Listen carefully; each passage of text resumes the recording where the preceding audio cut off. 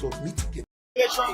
Security Council gives you the recognition by other states out of over 190 that indeed you may be little, but you play a crucial role in world politics. So it is significant for us, not only internationally or globally, but domestically. It is something worth planning. I think it's more than collective. Why it's true we may not have had everybody on board, it's collective, and everyone will join in the celebration. Very clear. We started to work with the Ministry of Public Works. There's been some markers of homes in the community of Sydney going all over the time. We're working with partners abroad, the GAP Fund. We're trying to secure feasibility studies, so that we can look at how we can clean up that waterway and move out to it, so that waterfront will be clean. It's one of our short-term visions that we have. It's important for people to look at.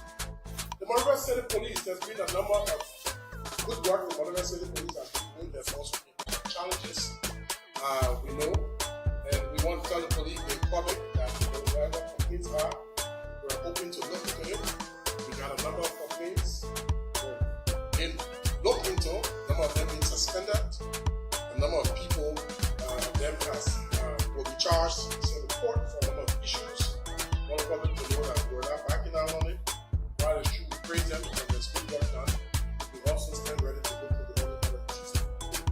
That's going to be a perfect fix immediate, but it's important to know that some things I think we have going on. So today, we placed on the floor of the Liberian Senate for its passage an act to create the National Sports Fund of Liberia. This bill seeks to satisfy the question of financial impotency with respect to sports in Liberia and sports as a whole. We are seeking to create a fund that will cater directly to sports development, infrastructure, administration, etc. What actually we are trying to avoid is this issue of Liberia not having money to honor her local national obligations. Liberia not having money to sponsor a game hosted in this country. We have to go to other countries to let them play host for us, only because of money. This, I think, has to stop, and we who are seated at the table, then from that fraternity, should be able to do something to mitigate these situations. It is in this direction that we decided to put this act on the floor that would create money for sports, that will also have its management by sports enthusiasts, sport lovers, sport administrators. This is direct. It's because we don't have talent. Who flew the flag of Liberia high on the international stage? All the icons of this democracy we enjoy today, as well as countless enduring heroes who kept our nation's spirit alive through adversity. This moment is the fruit of their labor and prayers. To all Liberians at home and abroad, this victory is yours. Let us rally together to make this change a success. When Liberians sit at the council, it will be your hope, resilience, and dreams that shield. This issue of Liberia not having money to honor her local national obligations. We are not having money to sponsor a game hosted in this country. We have to go to other countries to let them play host for us, only because of money. This, I think, has to stop, and we who are seated at the table, then from that fraternity. What to play with. Even my mother had tested money because she was not working. Welcome to the division of the morning ride. People see what I want to do. People really come here for the medicine. Usually, so they medicine, but they drink well. Oh my gosh, she was not working. Use your help to shift the party. Now she got washed, she went to the bathroom, she did for sex. So we're not going to ask people. D'abord, When I give it the badge, and then you get category. But I call about Yava, can okay. Now, I studied in the Sierra for the way you can hang on the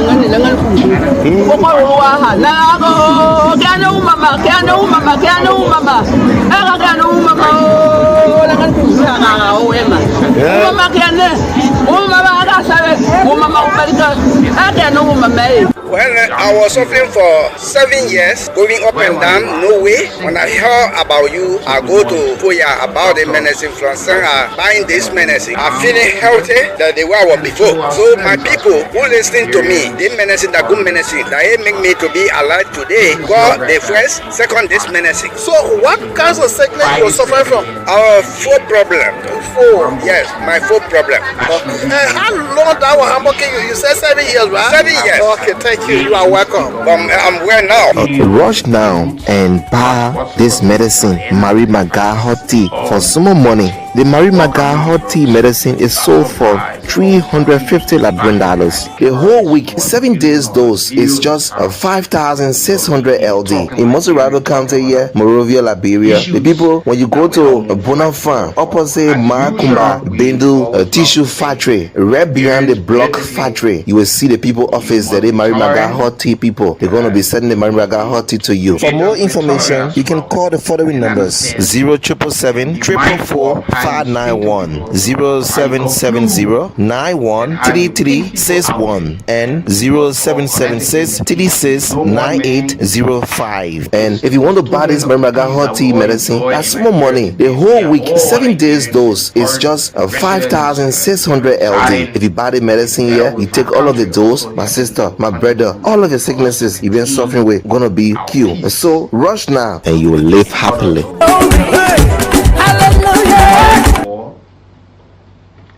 There were a lot of during the war, during our crisis. There were a lot of issues. People who were carrying on construction, they were disrupted. We could not because finding shelter, they needed safety, guarding the children. So we continue to have it. There will be a lot of political differences.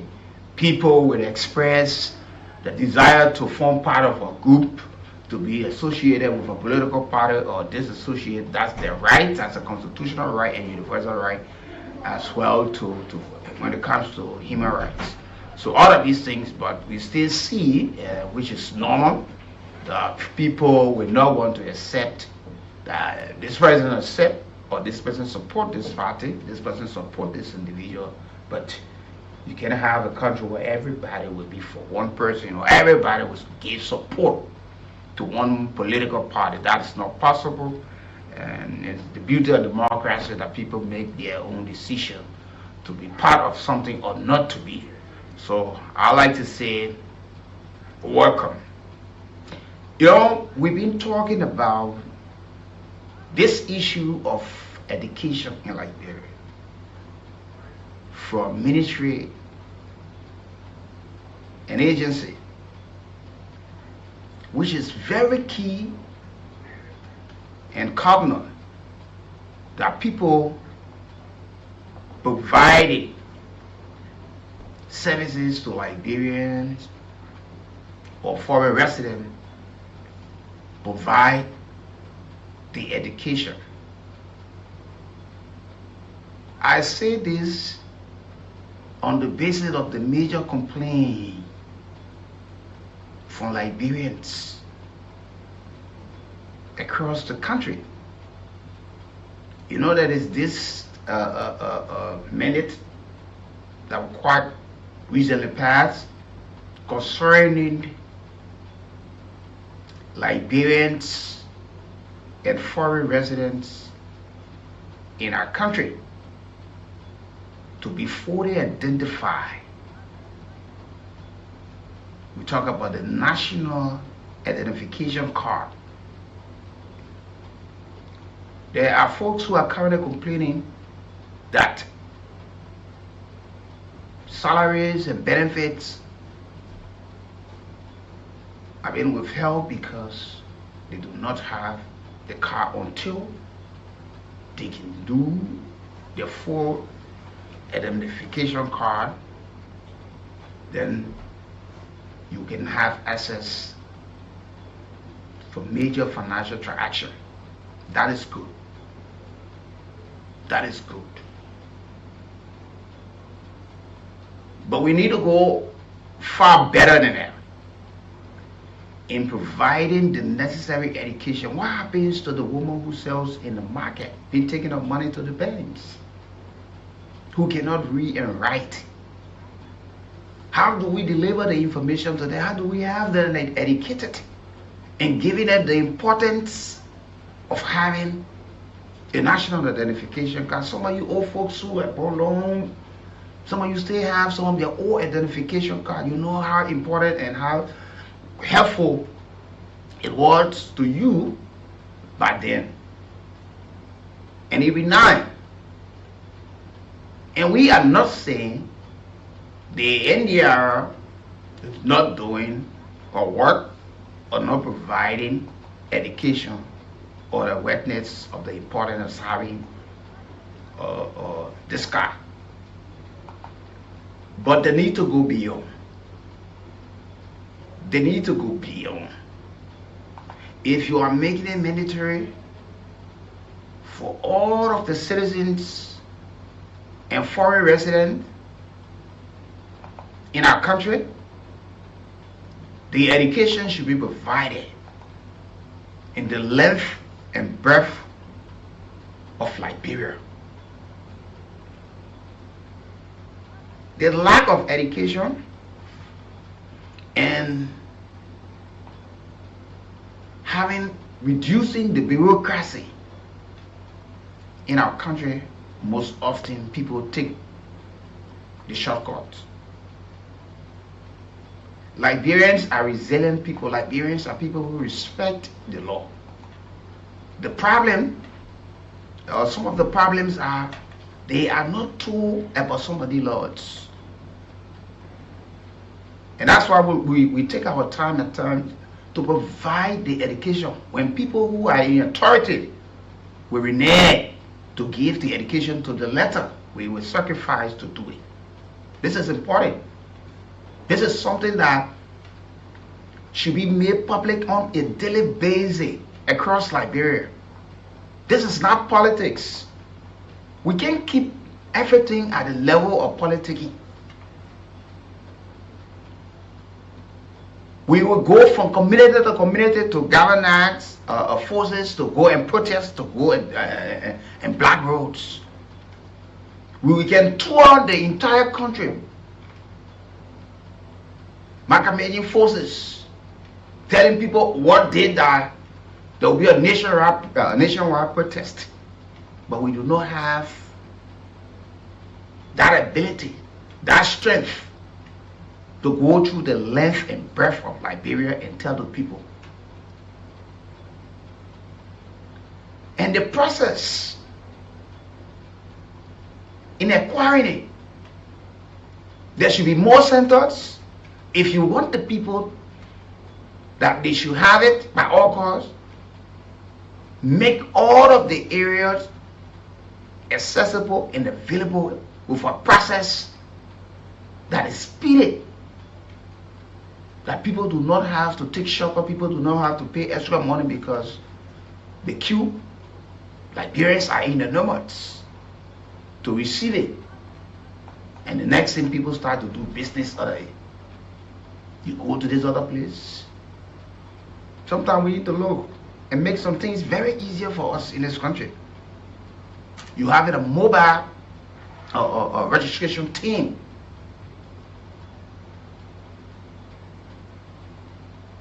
For instance, you recruit people, you contract them, train them, and say today this thing will move to the Ministry of Finance. All of the folks that who have not yet taken their national citizen ID card, make sure that in the middle of this, we'll go to the other ministry. Okay, we will be at this point.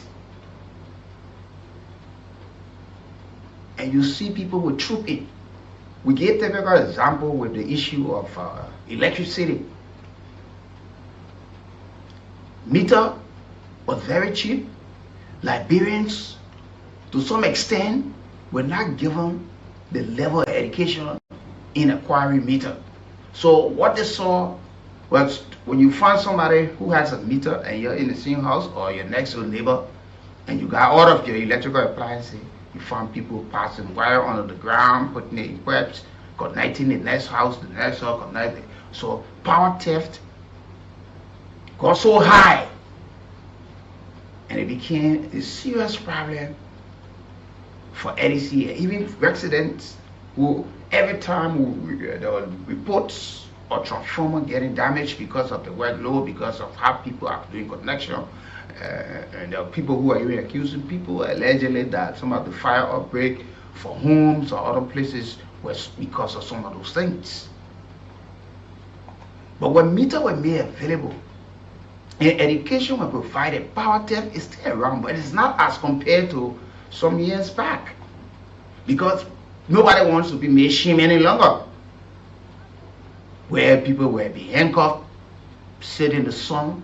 You will pay extra money for this, for the time and recharge and all of these things. The education started to grow. Today, you find homes, most of the homes with electricity, you find them, they are on meter, recharging. Even though we will still have people who stay reduce the order, but to some extent, Liberians can brace themselves and say, yes, we have shown how responsible and law-abiding to some extent when it comes to some of these things. Some of the people did not know the process. All of the processes in acquiring meter. There were some had the money. Some even pay the loan delay to come. The man or the woman has already paid. You just got paper in the hand, the meter yet to arrive for installation.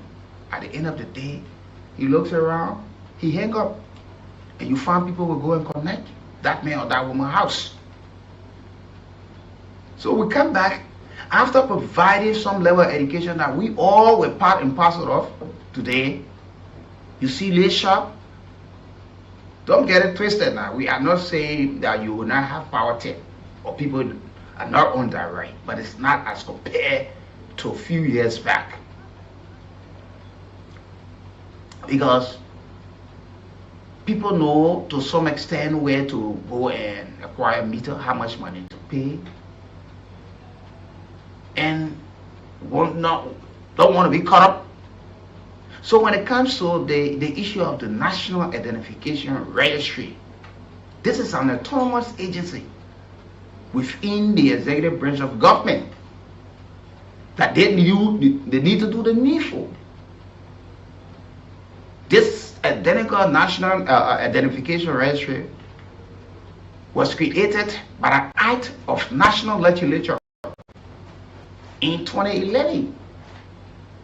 But there were a lot of folks who did not know that this identical autonomous agency existed, the NIR. And we still got more agencies of key significance in enhancing government or between the government and the people. But a lot of folks still do not know the functions and the existence of some of the institutions. And we have always said it. Most of the people will come around only when they hear their names or the agency in some allegation or people say something and they want to make clarity. They are not proactive. The reactionary tactics, just they are there to react. A lot of them.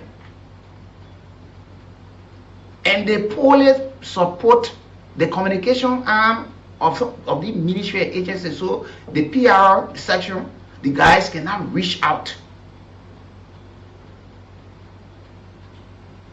Because there are some places it requires transportation, it requires you paying to put the information into the newspaper or say on some platform, all of these things. So sometimes you hear people, what are other people existing? There are folks who do not even know that there's an agency responsible for disaster in this country when it occurred that should swiftly intervene. The National Disaster Management Agency.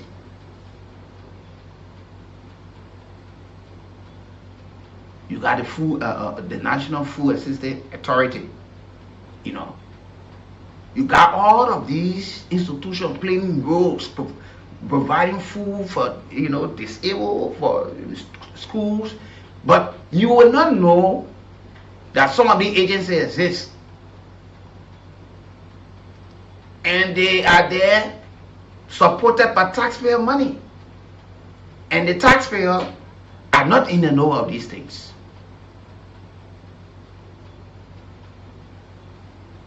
When they came a time,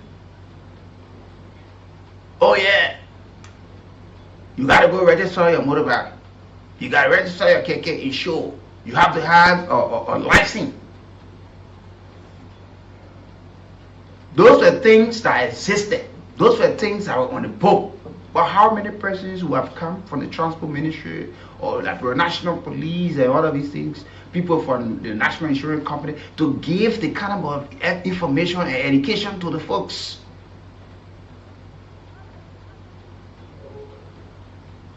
You saw NGO bags here.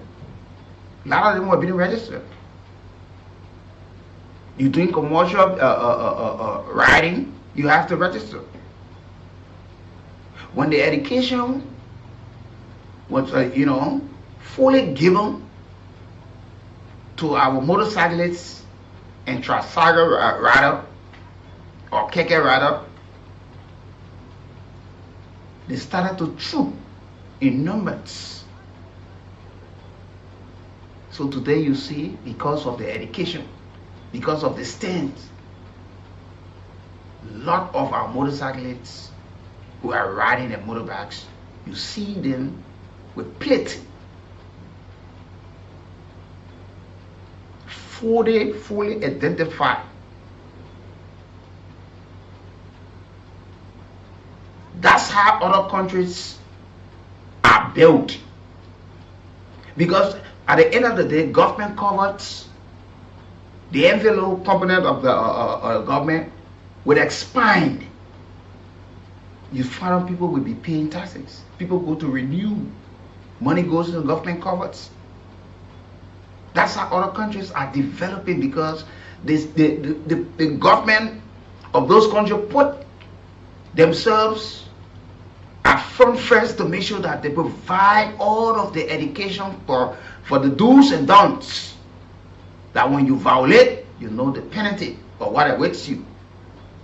That's how America was developed. You other places. Taxpayer money. And that's how, because of that, the American people will help people in other countries. In war-torn country, terrible country. You hear, oh yeah, you say, you know the kind of a project you are supporting in our country, in the health sector, the education sector, even in the media and other places. They were being able to, helping with school feeding with some government schools as well. Because of the same money. Philanthropists will give, the taxes will be collected, and then look around that I think we got surplus, we need to look around and scratch our hands up to other countries around the world. Let's support other projects from the UN cycle to other NGOs. Because the right education was provided. You cannot go to bed, sleep, wake up in the morning, you think we will just get a skyscraper. The government will have to do it. Even when they will have support from other partners, they got to take the lead.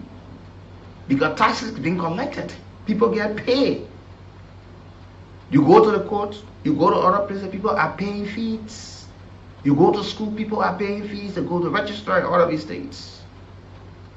Directly or indirectly, taxes are being paid by Liberians and other foreign residents. So when we're talking about providing, we want everybody to be identified, because it's good. It's good for us to have an identity, because they got identity theft, and this can undermine the effort of government to strengthen public service sector. You go there, they got the citizen application form, they got resident application form, they got the e-verification application form, the renewal application form, all of these things. And you have to show the people the centers. Or in this county, how many centers? In that county, how many centers? Or because of the importance of it, we have increased. And the process is smooth, it's faster. But you find people getting up 5 o'clock in the morning to go in queue waiting for renewal. And when you start to see these things happen, the system becomes so corrupt. Because those who be there will now start taking money from people to process the document much faster. When we create and drag our feet on these things in the name that you're working, only there because you want to benefit from the process, though you've been paid for the work that you do. But you want somebody to pay extra so you can speedily do it and give it to them. So we need more education on this. There are people working like parents. You go for passport, you still see a long process, delay in this. Yeah, people, people go to renew again. You see, just imagine. This is where we need to understand. And the folks are complaining when you talk to them. Even folks who go to renew their passport, it's almost like you went to collect new passport, or you went for passport for the first time. Just imagine. We should have database. This is one of the problems we got in this country. We don't keep records so easily.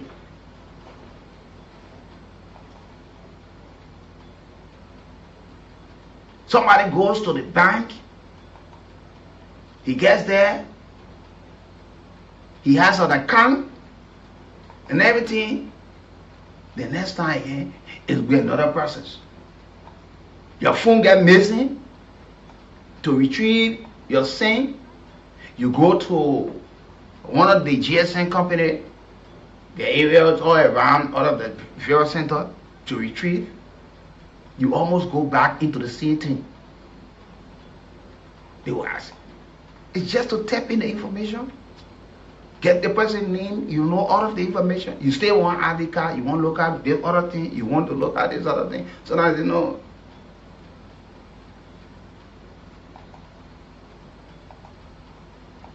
There are people with citizen ID card that expire. And it became a problem when people started voicing up that when they go to the bank, like a couple of years ago, some of them whose citizen ID card expire at the time, when they present it, you will almost like have to leave there and call to the NIR where they say, oh yeah, we're having this problem, but what we need to do, serve that person. Shall respect it until we can. Yeah. The man is having a citizen ID card, a resident ID card in his hand, and it has expired. But you want him to do legal business with it. Why? And that should be some of the easiest part.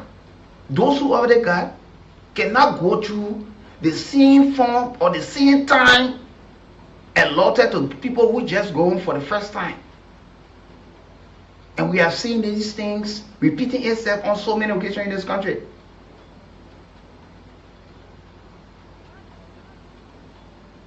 We have seen these things. Provide the education to the people. It costs you to go in the rural counties and even have people recording in our local dialects to inform our old people that it's good that you have your citizen ID card. And you tell them why it is important to have it. You see the old people. You see the young people. There are schools. You can go to some of the campuses. Okay, we're sending a team there. They will make sure all of the students, the fees are paid, the process how to do all of these things in line with the school administrators. And you find out students who have the school ID card will be having their citizen ID card as well. Then before you make up your mind, government have generated more money. But we will come with mandate and we do not provide the level of education to the people, and they get punished wrongly for you not providing the kind of education to them. And you think that it is deliberate, they don't see the importance, they don't know. Some of the folks don't know. Some of them don't know.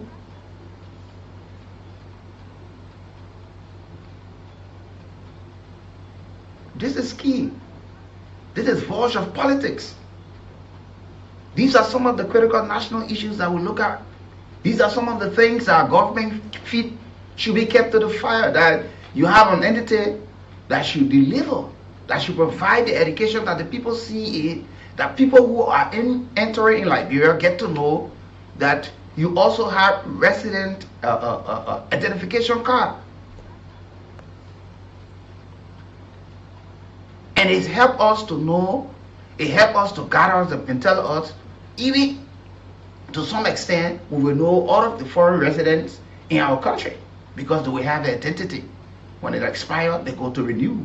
The same with Liberians. And we will generate huge sum of money in the process.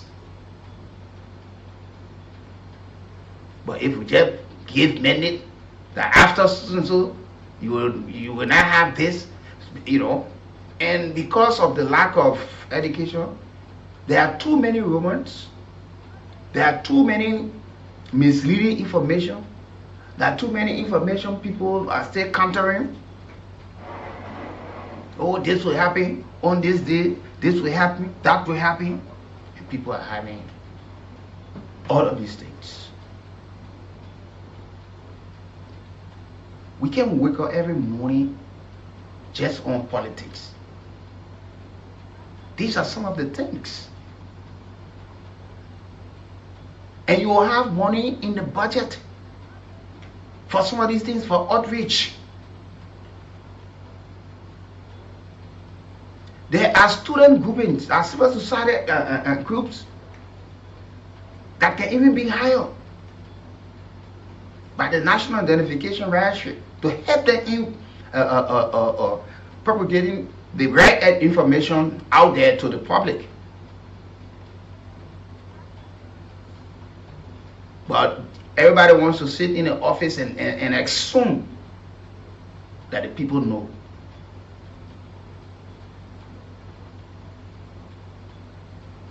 You start to put these things together. Put these things together. That's why entity, like I said, very key and cardinal to the growth and development of this country. But how known they are, how well known they are. Sometimes when people hear some of the agencies that are existing, people get shocked. So what the function of the other entity? Because they don't know.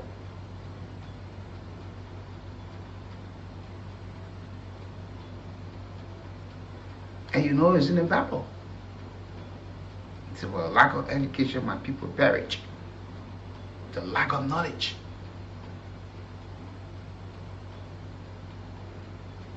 though we would normally say ignorance is no exception to the law in Liberia that we would normally say, but in doing so, the people must know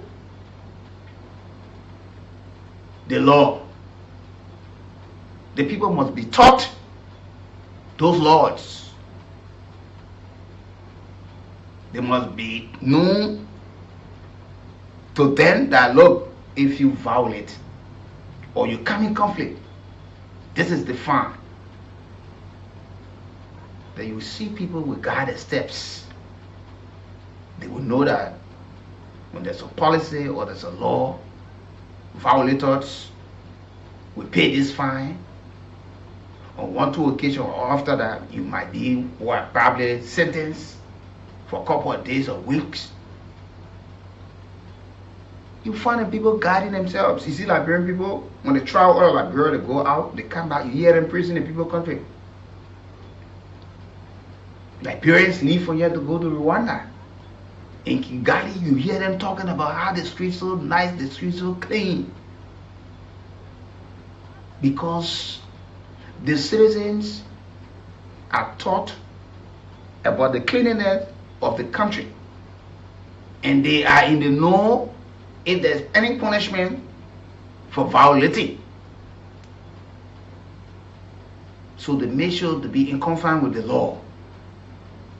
But here, we hear people, we create. Our lawmakers, they will affix a signature to these things. These bills will be put on the floor. The acts will be created by national legislature. President sign, and you don't see the oversight. You only get to know if your relative got affected or you yourself there's a problem. It's when you want to summon this person. Why Liberians at this time are still in possession with NDR card, national identification card that's already expired. Why? These are oversight. Not just to pass the law and just allow the law to go function on its own. It must be guided, it must be fully implemented.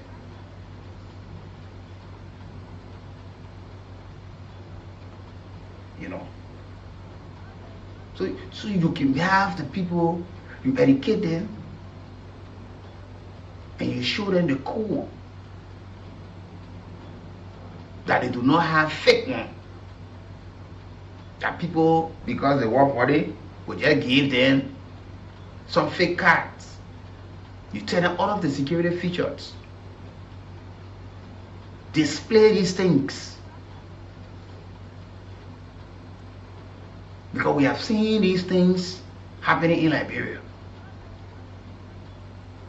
People go and hang around the Ministry of Transport.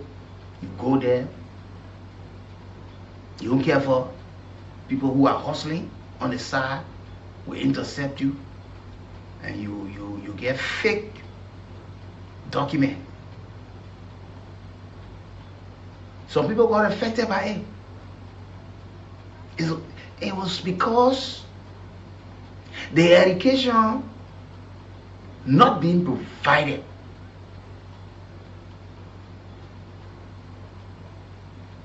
That's just like your major problem. Even with our cities, most of our cities across Liberia,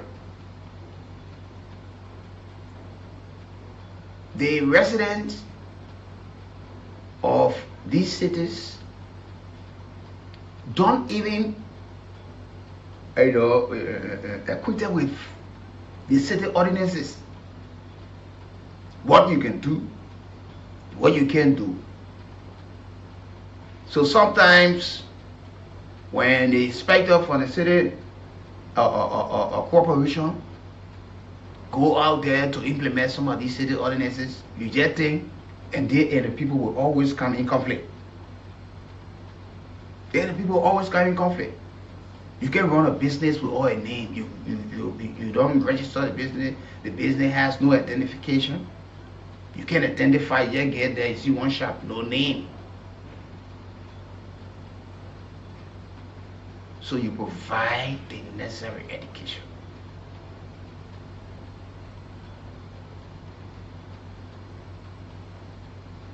And officials of government should start seeing providing information to the public as a privilege.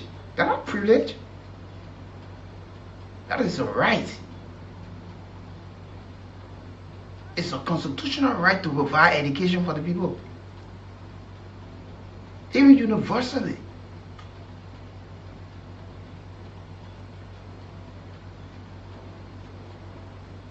That's the reason why you hear, oh, they say the other minister not working, the other director not working. Because you keep almost everything to yourself. You wait only when your name is caught up in something negative that you want to respond. That you're sending people on the other side, sending people on that side to know. Even what is happening at the Ministry of Labor is because of the poor level education out there to the public. So Minister Cooper Cry is under huge criticism.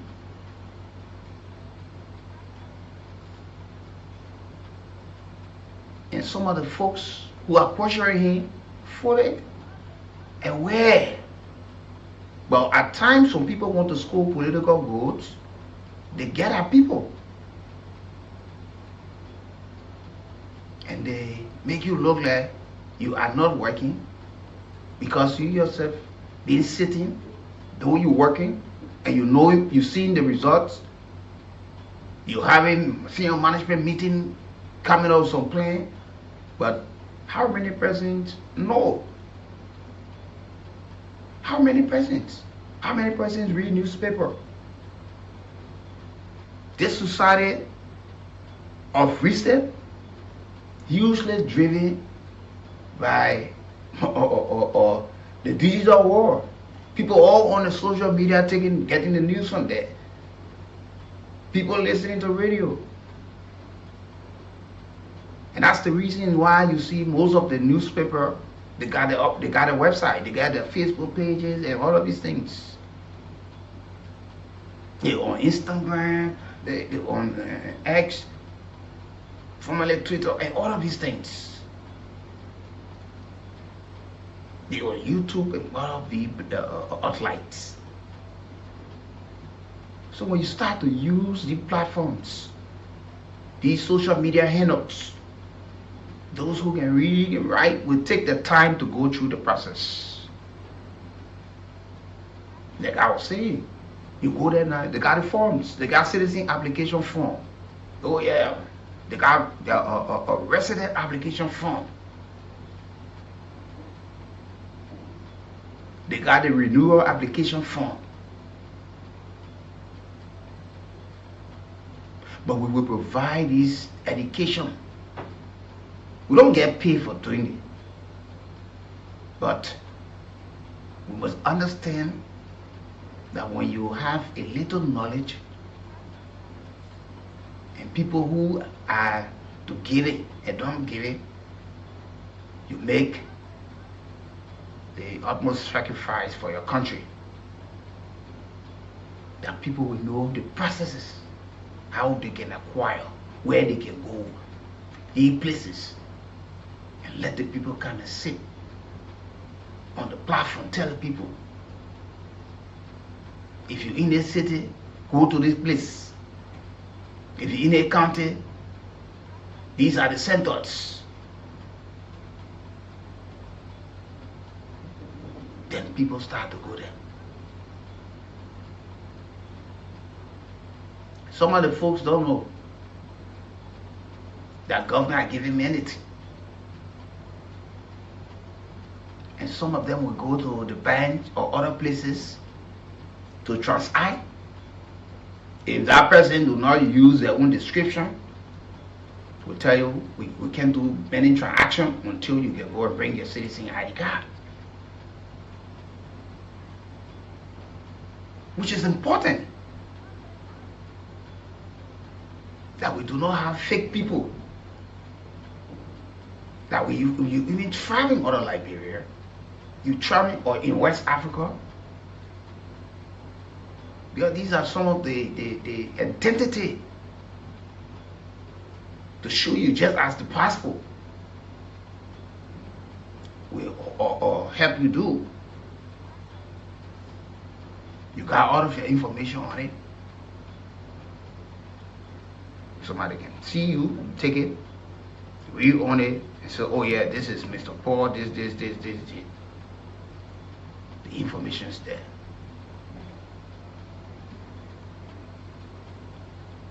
But we have all of the energy and time for politics. But we are not educating our folks.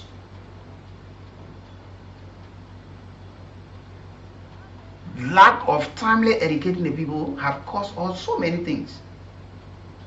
Like during the issue of when we were having the by-election, the May 10th senatorial election, and also having this issue, some of the propositions that have been proposed from the executive concerning reducing tenure, the president term, senator, representative, changing from this time, election from this time to that time, and all of these things. The referendum. Talk about dual citizenship. In the timeline given by the Constitution, we did not need it. Those proposals or those propositions were all good for Liberia. But the people did not get the information. The people did not get the education. The people did not get to know sooner how important it was to have these things looked at and voted for or against. At the end of the day, we saw this thing coming back. Huge rejection.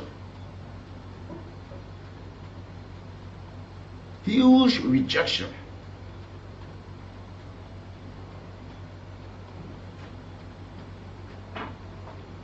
When it came to the issue of censor again, we started being pulled in how we provide the information, the education, telling the people what the purpose.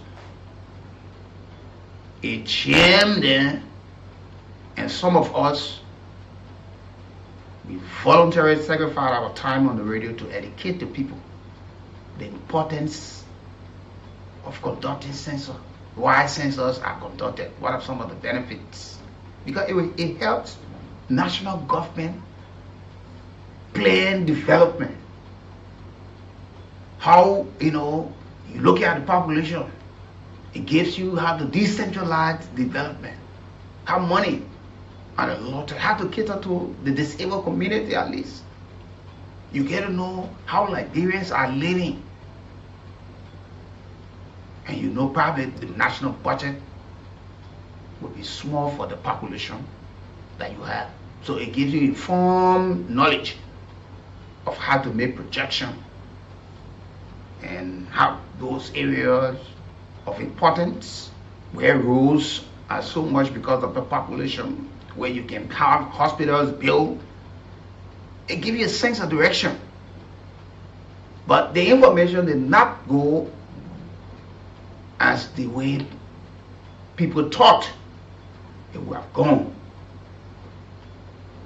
There were folks who felt people wanted to know, what all in the houses, or so people were rejecting people. When you go there, oh, nobody counting me.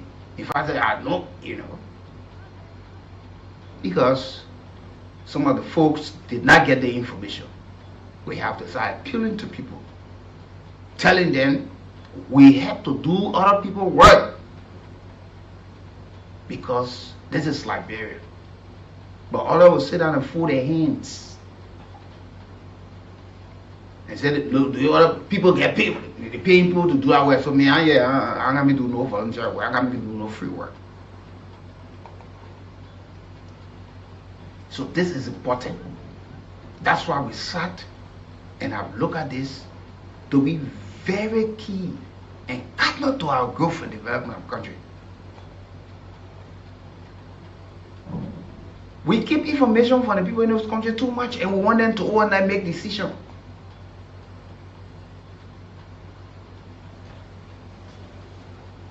We are still having huge number of invalid votes when people go to election.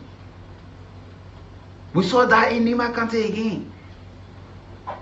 The senatorial by-election. Huge number again.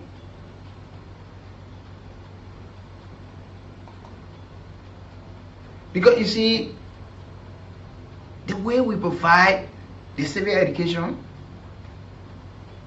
for election in this country or for any other things, we don't go in depth. Most of the time, the duration, we will not absorb it. We just do it hurriedly. When these things are things that should even be taught through the Ministry of Education to schools. People graduating from high school with voting ages say don't know how to vote because the education is not there. The woman who sells bitter pepper in the marketplaces also deserve to have the education how to vote and deserve to know a whole lot of things. Whether you put it in the local dialects or not, let them know. So many people can respect the laws who have never sat in a classroom before or have never gotten a formal education, only because somebody told them, when you see this sign, it means this. It means don't do this. The same with the Liberia National Police, the Traffic Division, Ministry of Transport.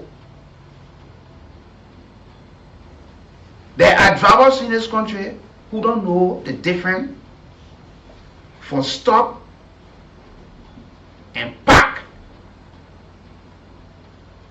But the traffic officer is only there waiting for violation and give ticket or collect what he or she wants to collect on their own and get away, and will not provide the education to you. But there are some police traffic officers who are professional and understand the ethics, will tell you the difference between stop and park, and will educate you that you do not repeat that violation next time around, and you could also help to teach the next person. And we have said, you got the communication error. You got commissioner of police, assistant commissioner for all of these things that will sit to provide his education. But when you invite them, they only want to come when their names are mentioned in something that they believe that they did not do. People are giving education to their people. You go to Ghana, you come from Ghana, you praise the Ghanaian. You go to Nigeria, you praise the no perfect government, but at least 80% or 70-80% of the population in a country, the population there, should have the knowledge about the laws that govern them. They should have that knowledge. You got kids who have graduated from high school. Now, some cannot even give you the function of the executive branch of government, the function of the judicial branch of government, the function of the first branch of government, the legislative branch of government. They don't know. Some of our students today cannot tell you the function of a lawmaker. Mayors, commissioners, superintendent. What's the difference between city and township? All of these things. And these things are things that should be taught in school. But these things are things, it don't matter any longer. What matters now is party mandate. You are in a position to die for somebody who, even if they were in violation of the law, because you are not knowledgeable to it, you join them unknowingly to drag you into how they are violating the laws.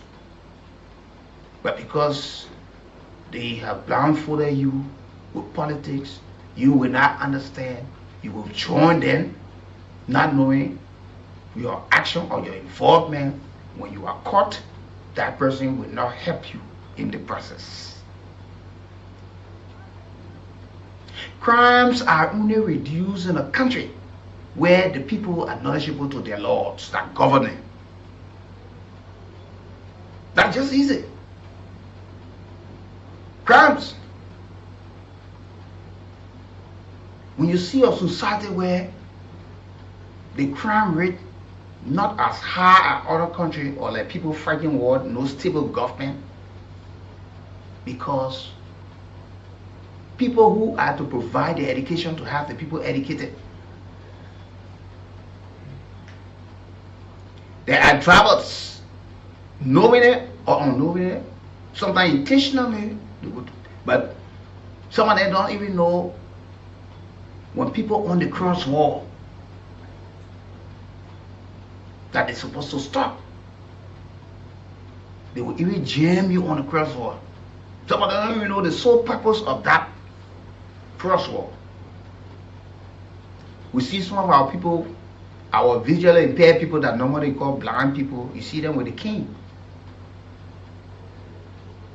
Motorcyclists, commercial driver, even sometimes some of the private cars owner will not even give these people a chance. They don't want to stop. Even though them got somewhere serious to go, they will not stop to see old people, our elderly citizens on the crosswalk. And you hear them, oh my prize man.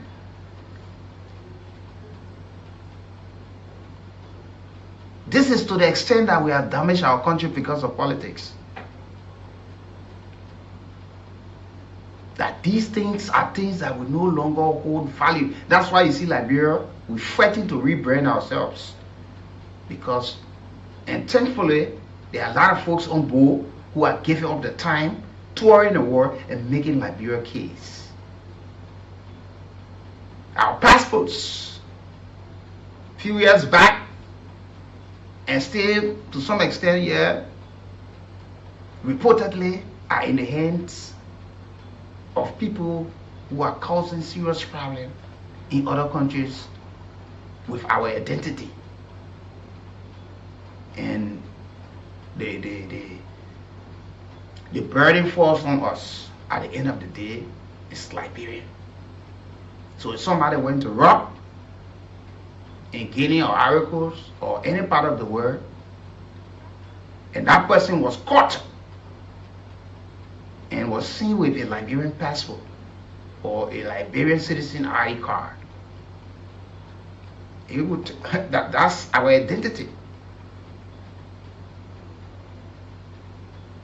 That's why I represent the country. And you will be known as a Liberian. And the bigger picture is Liberia.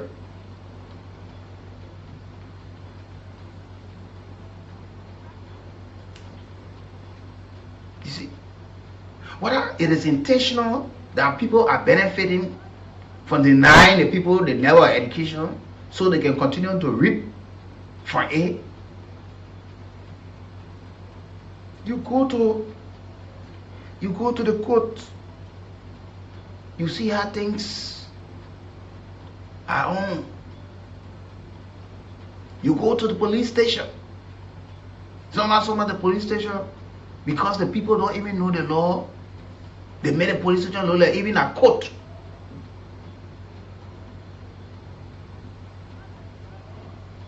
They will bring down Freddie right there. And you start seeing people paying money. You will pay the money to the other person, and the other person, somebody, debt. They will not explain to you how the process are.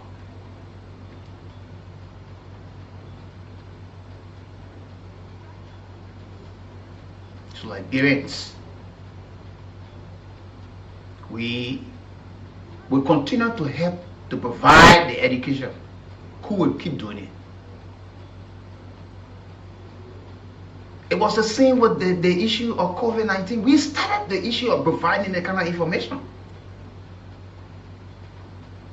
long ahead when we started to follow it in Wuhan, in China. And people started to make Margaret laugh back. Oh yeah, man, people want to make money. When thousands of people around the world started dying, government started shutting down. People were made to stay home. We started to read the signs and symptoms of COVID. That's how it got serious. That's how it got serious. That's when people got to know essential and non-essential stuff. Certain number of people can go to work. And we were told by the health authority and the government that, look, you can't have X number of people at the same time at this place. You start to see that. Other countries, because the lockdown, people home, other governments around the world went and put her hand in her covers and said, no, we have to give something to our citizens. Some country food was given in the morning, delivered to some of the doorsteps. They pick up. People receive some account to see how best they can get some of the essential things that will keep them home. When we jump in it, we all proper scrutiny and looking at what is so applicable. We said we wanted to give food to the people, vulnerable people. That other one became serious argument again. Some people said we received. I did not see. Some people said I did not even see the beans bag. Nor did I see the rice, the oil that was being distributed.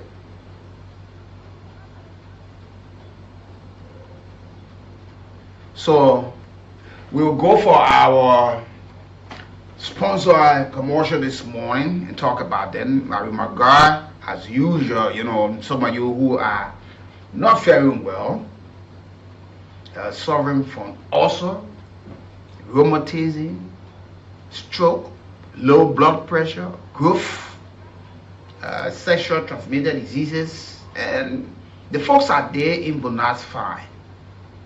Opposite the Kumab Tissue Factory. You go there, it's not somewhere where they can go, and this is a herb. The supplement there, you go there, they will give you a dose. You pay, they will tell you how to take it. They will show you the measurement, how you do it, what sort of water, how the water should boil, and how to consume it, and what to do when you are on these supplements, not to do. They'll tell you what to do and what not to do. It's helpful. This is not something imported. It's Liberia made right here by young Liberians. They are currently in 4 countries. And they have a show Liberians. by the count of the year, they want to be across the entire country. That others who have been suffering from some of the sicknesses that we mentioned can they themselves have testimony, give testimony, because that folks, some of the folks have spent hugely. They have spent hugely on one little sickness. You think it gone and later it resurface in all of these things. So please, they're there in Vanjima and Zozo Lofa County, they're there in Bangabong County, they're in Ganta Nima County, and in Masrada as well. So listen to some of them this morning.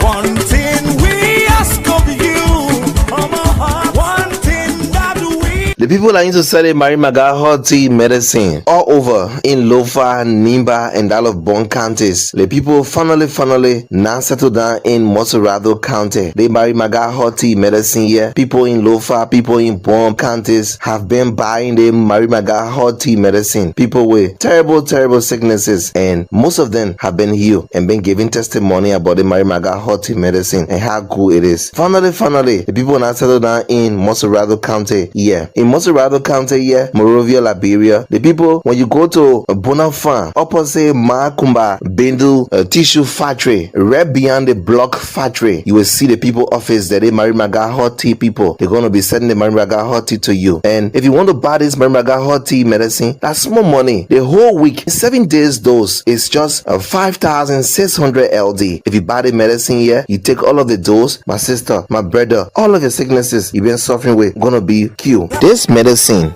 they call Mary Maga hot tea can take away or cure all kinds of sicknesses, and some of the sicknesses that a Mary Maga hot tea medicine can cure are typhoid fever. Every time you're feeling cold in your body, you're feeling sick, infection, stomach complaint. Every day you're complaining with your stomach. You say my stomach hurting, my mom my stomach hurting, my wife my stomach hurting.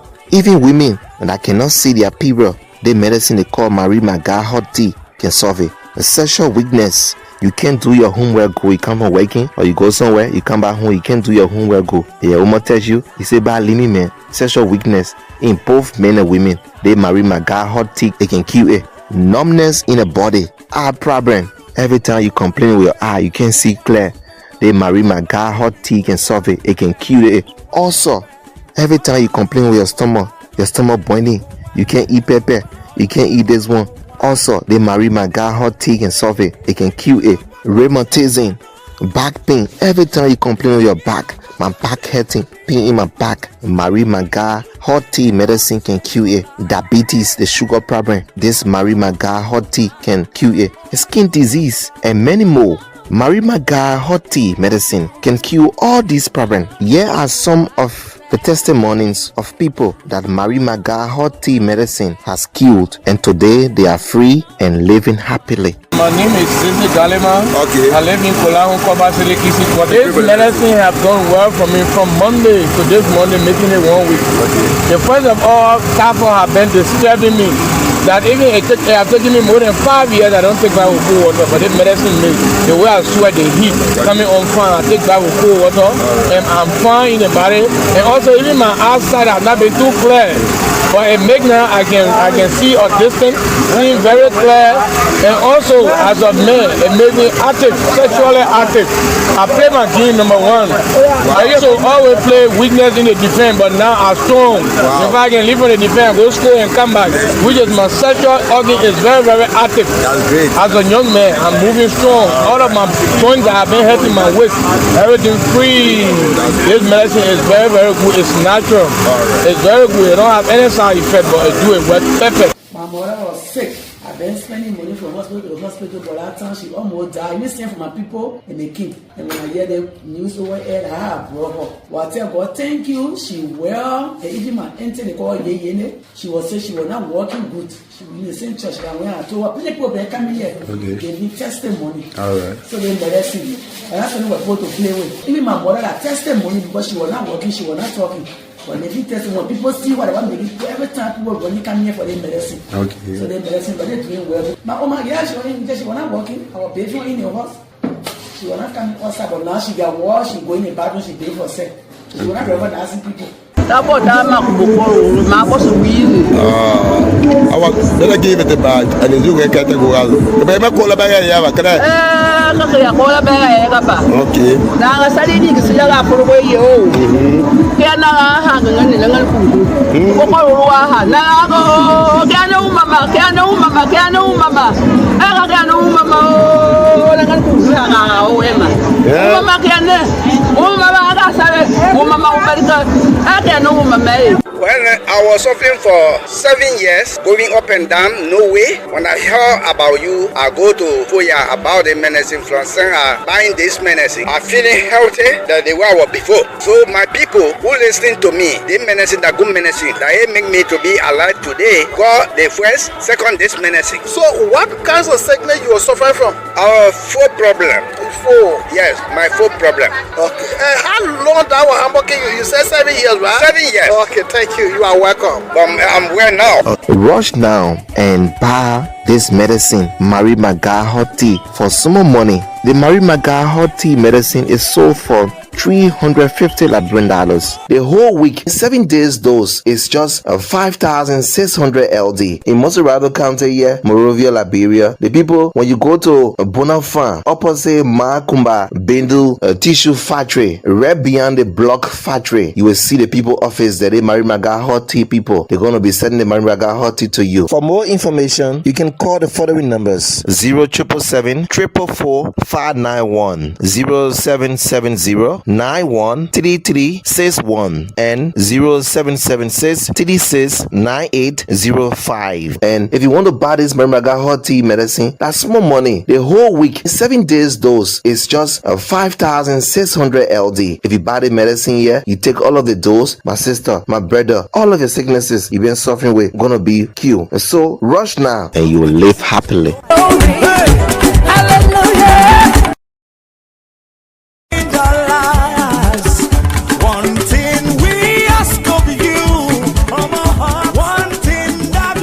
The people that used to sell the Marie Maga Hot Tea medicine all over in Lofa, Nimba, and all of Bon counties. The people finally now settled down in Moserado County. The Marie Maga Hot Tea medicine here. People in Lofa, people in Bon counties have been buying the Marie Maga Hot Tea medicine. People with terrible sicknesses, and most of them have been healed and been giving testimony about the Marie Maga Hot Tea medicine and how good it is. Finally, the people now settled down in Moserado County here. In Moserado County here, Monrovia, Liberia, the people, when you go to Bonafide, opposite Makumba, Bendu Tissue Factory, right beyond the block factory, you will see the people office that they Marie Maga Hot Tea people. They're going to be sending the Marie Maga Hot Tea to you. And if you want to buy this Marie Maga Hot Tea medicine, that's small money. The whole week, 7 days dose is just 5,600 LD. If you buy the medicine here, you take all of the dose, my sister, my brother, all of your sicknesses you've been suffering with gonna be cured. This medicine they call Marie Maga Hot Tea can take away or kill all kinds of sicknesses, and some of the sicknesses that a Marie Maga Hot Tea medicine can kill are typhoid fever. Every time you're feeling cold in your body, you're feeling sick, infection, stomach complaint. Every day you complaining with your stomach. You say my stomach hurting, my mom my stomach hurting, my wife my stomach hurting. Even women that cannot see their period, the medicine they call Marie Maga Hot Tea can solve it. A sexual weakness, you can't do your homework go, you come from working or you go somewhere, you come back home, you can't do your homework go. Your woman tells you say bad limit man. Sexual weakness in both men and women, they Marie Maga Hot Tea, it can kill it. Numbness in the body, eye problem. Every time you complain with your eye, you can't see clear. The Marie Maga Hot Tea can solve it. It can cure it. Also, every time you complain with your stomach boiling, you can't eat pepper, you can't eat this one. Also, the Marie Maga Hot Tea can solve it. It can cure it. Rheumatism, back pain. Every time you complain with your back, my back hurting, pain in my back. Marie Maga Hot Tea medicine can cure it. Diabetes, the sugar problem. This Marie Maga Hot Tea can cure it. Skin disease and many more. Marie Maga Hot Tea medicine can cure all these problems. Here are some of the testimonies of people that Mary Maga hot tea medicine has killed, and today they are free and living happily. My name is Sidney Galima. Okay. I live in Kolahu, Kobasilekisi. This medicine have done well for me from Monday to this Monday, making it 1 week. Okay. The first of all, Kafo have been disturbing me. That even it have taken me more than 5 years, I don't take bath with cold water, but this medicine makes the way I sweat, the heat coming on fine, I take bath with cold water, and I'm fine in the body. And also even my outside have not been too clear, but it make now I can see a distance, seeing very clear. And also as a man, it made me active, sexually active. I play my game number 1. I used to always play weakness in the defense, but now I'm strong. If I can leave on the defense, go school and come back, which is my sexual organ is very, very active. That's great. As a young man, I'm moving strong. All of my joints that have been hurting my waist, everything free. This medicine is very, very good. It's natural. It's very good. It don't have any side effect, but it do it well, perfect. My mother was sick. I've been spending money from hospital to hospital, but that time she almost died. You send for my people and they keep. And when I hear the news over here, I have brought her. Well, I tell God, thank you. She well. And even my auntie, they call Yene. She was saying she was not working good. She was in the same church. And when I told her, people come here. Okay. Gave me testimony. All right. So they medicine me. And that's when we were supposed to play with. Even my mother had testimony because she was not working, she was not talking. When they did testing, when people see what I want, every time people when they come here for their medicine. Okay. So their medicine, but they're doing well. My oh my yeah, she was not working. Our baby in the house. She was not coming outside, but now she got wash, she go in the bathroom, she pay for herself. She was not ever asking people. I was gonna give it a bag and then you get to go out. But I'm call about okay. Now I studied in Silla for away you. Can I hang on the little food? Now can no mama, can no mama, can no mama. I can no mama. Mama can. Oh, mama, Well, I was suffering for 7 years, going up and down, no way. When I heard about you, I go to Foya about the medicine from buying this medicine. I'm feeling healthy than the way I was before. So my people who listen to me, the medicine, the good medicine, that make me to be alive today, got the first, second this medicine. So what kinds of sickness you are suffering from? Our foot problem. Foot? Yes, my foot problem. Okay.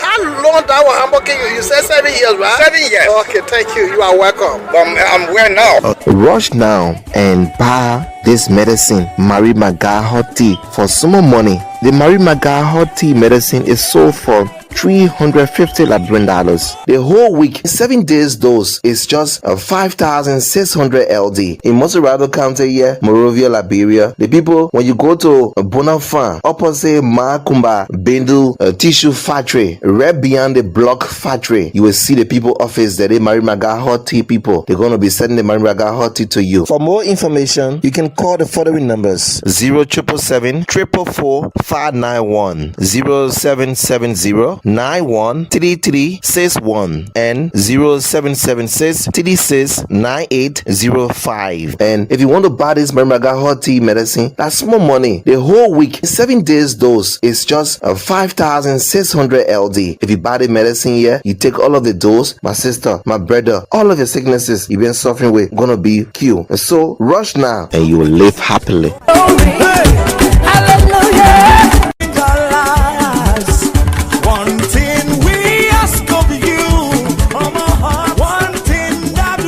The people that used to sell the Mary Maga hot tea medicine all over in Lofa, Nimba, and Dallas counties. The people finally now settled down in Moserado County. The Mary Maga hot tea medicine here. People in Lofa, people in Bon counties have been buying the Mary Maga hot tea medicine. People with terrible sicknesses, and most of them have been healed and been giving testimony about the Mary Maga hot tea medicine and how good it is. Finally, the people now settled down in Moserado County. Yeah, in Montserrat County here, Monrovia, Liberia. The people, when you go to Bonafide, opposite Makumba, Bendu Tissue Factory, right beyond the block factory, you will see the people office that they Mary Maga hot tea people. They're going to be sending the Mary Maga hot tea to you. And if you want to buy this Mary Maga hot tea medicine, that's small money. The whole week, 7 days dose is just 5,600 LD. If you buy the medicine here, you take all of the dose, my sister, my brother, all of the sicknesses you've been suffering with gonna be cured. This medicine they call Mary Maga hot tea can take away or kill all kinds of sicknesses, and some of the sicknesses that the Mary Maga hot tea medicine can kill are typhoid fever. Every time you're feeling cold in your body, you're feeling sick, infection, stomach complaint. Every day you're complaining with your stomach. You say my stomach hurting, my mom my stomach hurting, my wife my stomach hurting. Even women when I cannot see their period, the medicine they call Mary Maga hot tea can solve it. A sexual weakness. You can't do your homework, go, you come from working, or you go somewhere, you come back home, you can't do your homework, go. They almost tell you say, by limit, man, sexual weakness in both men and women. They Mary Maga hot tea, they can kill it. Numbness in the body, eye problem. Every time you complain with your eye, you can't see clear. They Mary Maga hot tea can solve it, they can kill it. Also, every time you complain with your stomach boiling, you can't eat pepper, you can't eat this one. Also, they Mary Maga hot tea can solve it. It can cure it. Rheumatism, back pain. Every time you complain with your back, my back hurting, pain in my back. Mary Maga hot tea medicine can cure it. Diabetes, the sugar problem. This Mary Maga hot tea can cure it. Skin disease and many more.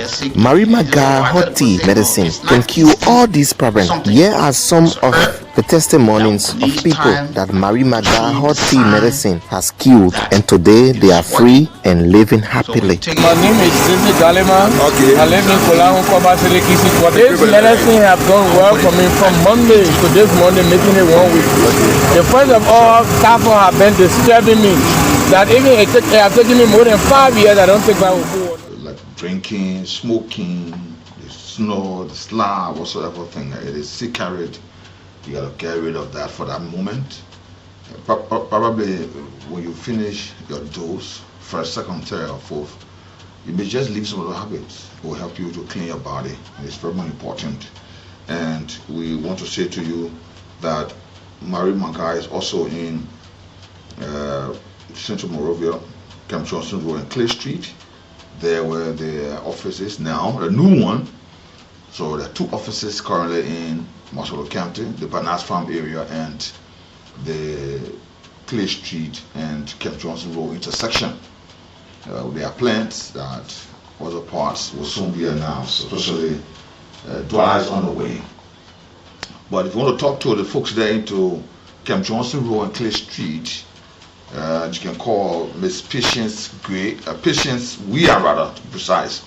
Patience Weir, she's there in the Camp Johnson Road and Clay Street area on 0775 499549. 0775 499549. You will get the folks there at Camp Johnson Road and Clay Street. For the Bananas Farm area, we will talk to Mr. Prince B. Gray Senior. 0776 396. No, let me read it again.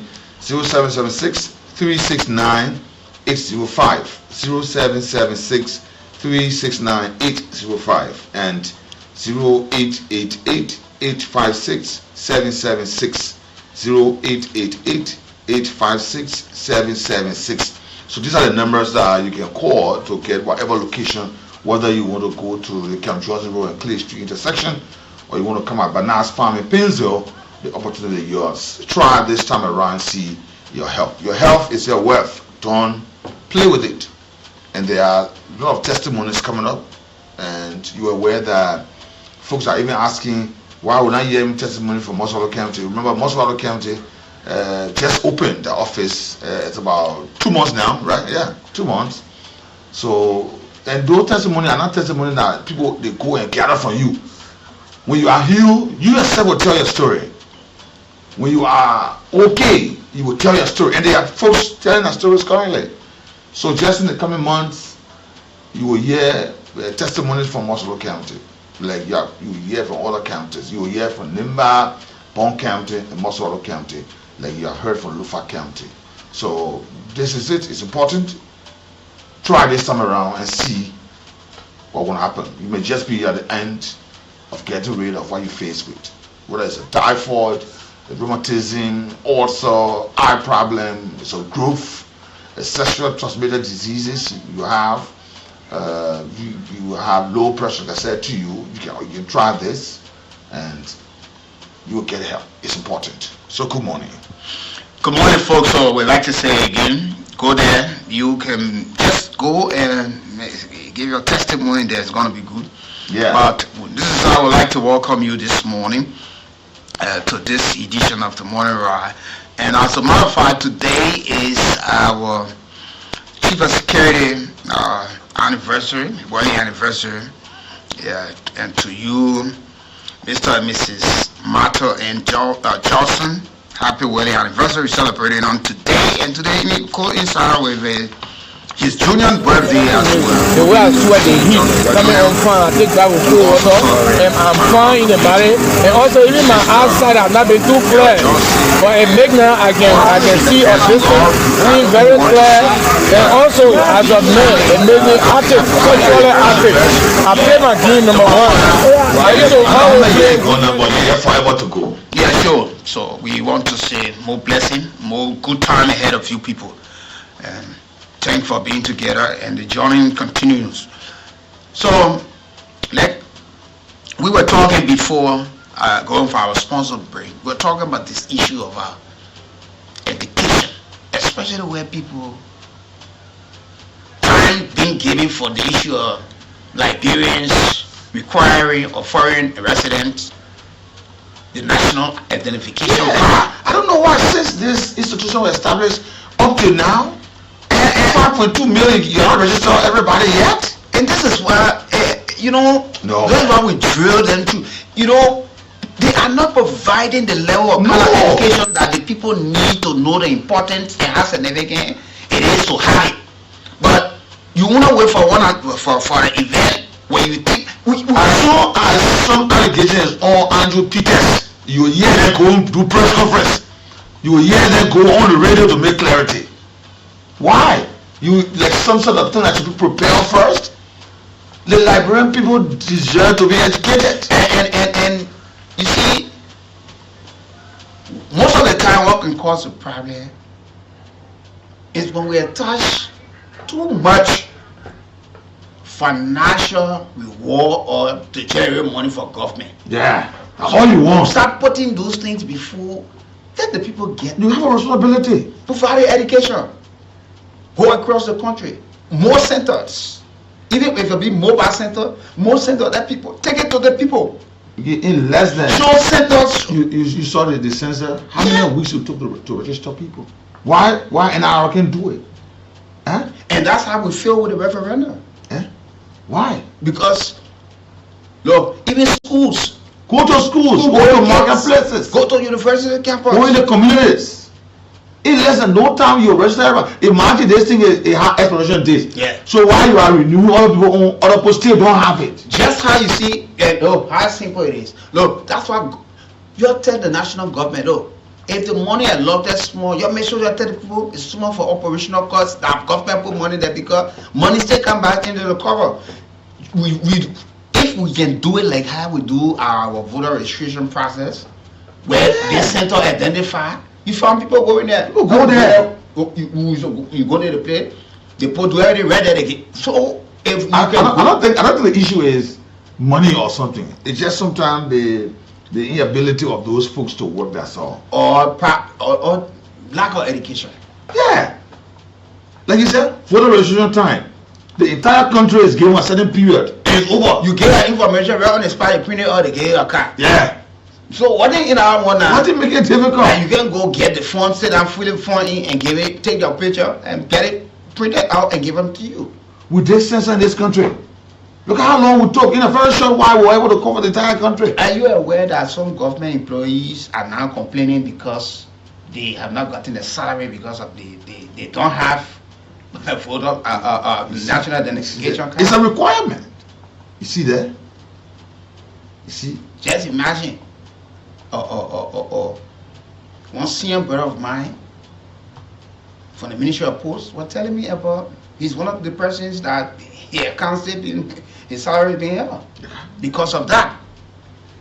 And folks have to get GSM cards. Yeah. You have to have this document, and now it's a requirement because folks are even carrying the voter registration cards. It's not been accepted at federal banks. They want the NIR card. You should be identified either as a citizen or alien or foreigner that you want to transact business. These are the cards that identify you. And these are the forms. They got the citizen application form. I want for you Liberians. They got the resident application forms. People who are not Liberian but residing in the country. So you also need to have identity. You want the president to do a number to get it all again? Yeah. They got the e-verification application form. Then they got the renewal application form. People got a car expire. They go to renew all that. They just going to acquire.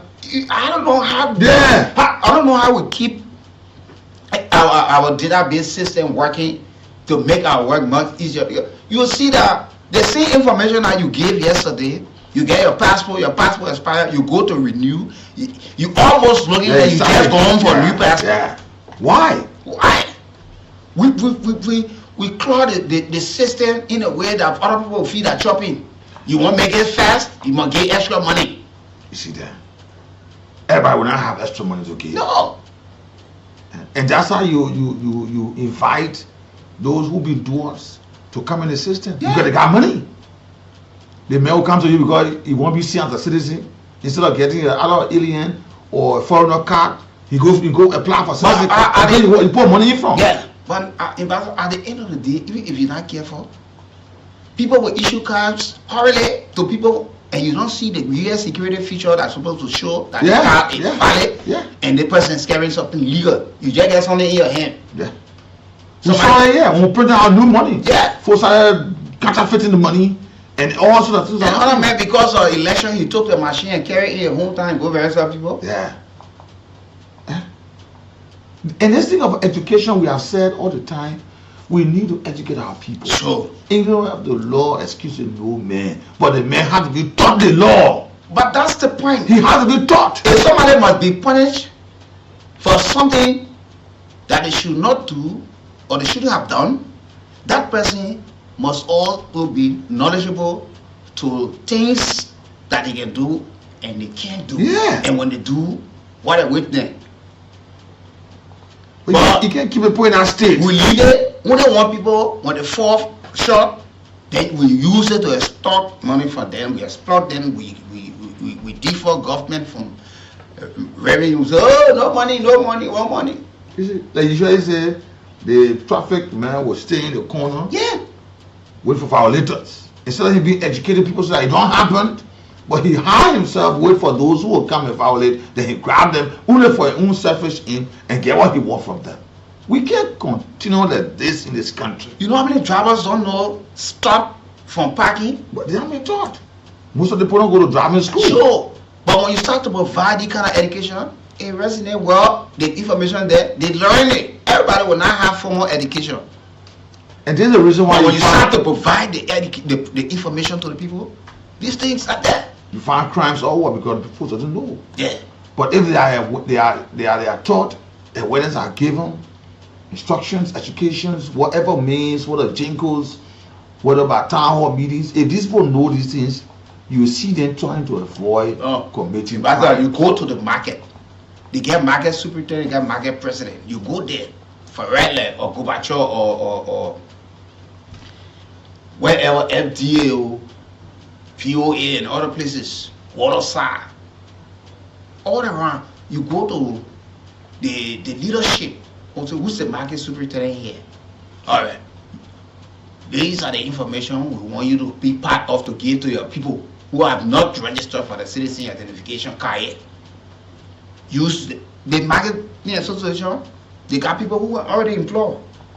They can help. Maybe you can provide a little funding. Those who will be using the Mika phone to go around or in the market. That woman who sells Java or pepper, she herself deserves it. She's a Liberian. It's a legal document that should be in her possession too. She might want to travel. Yeah. So she can be fully identified. We can That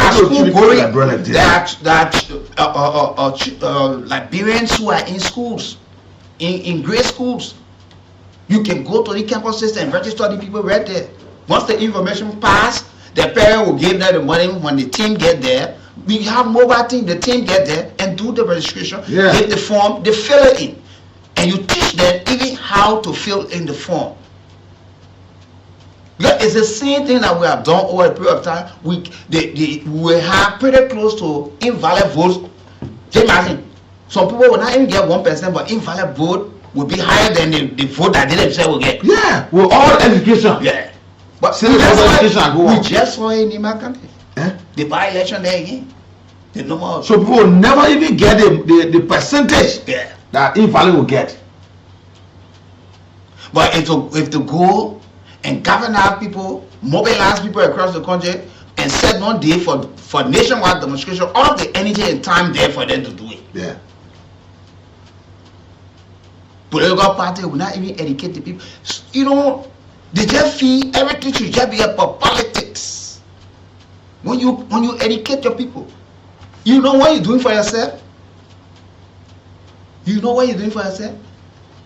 You're educating people that you're about to lead, that you want to lead. Yeah.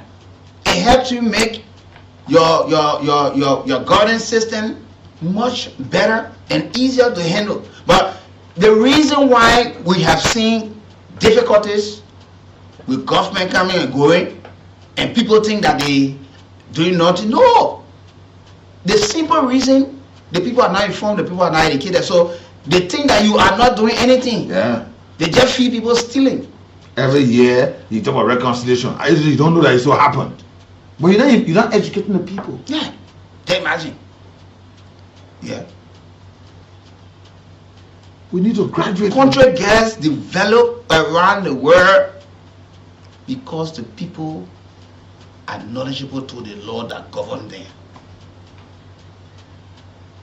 America is built today because the citizens, they pay their taxes, they respect the laws.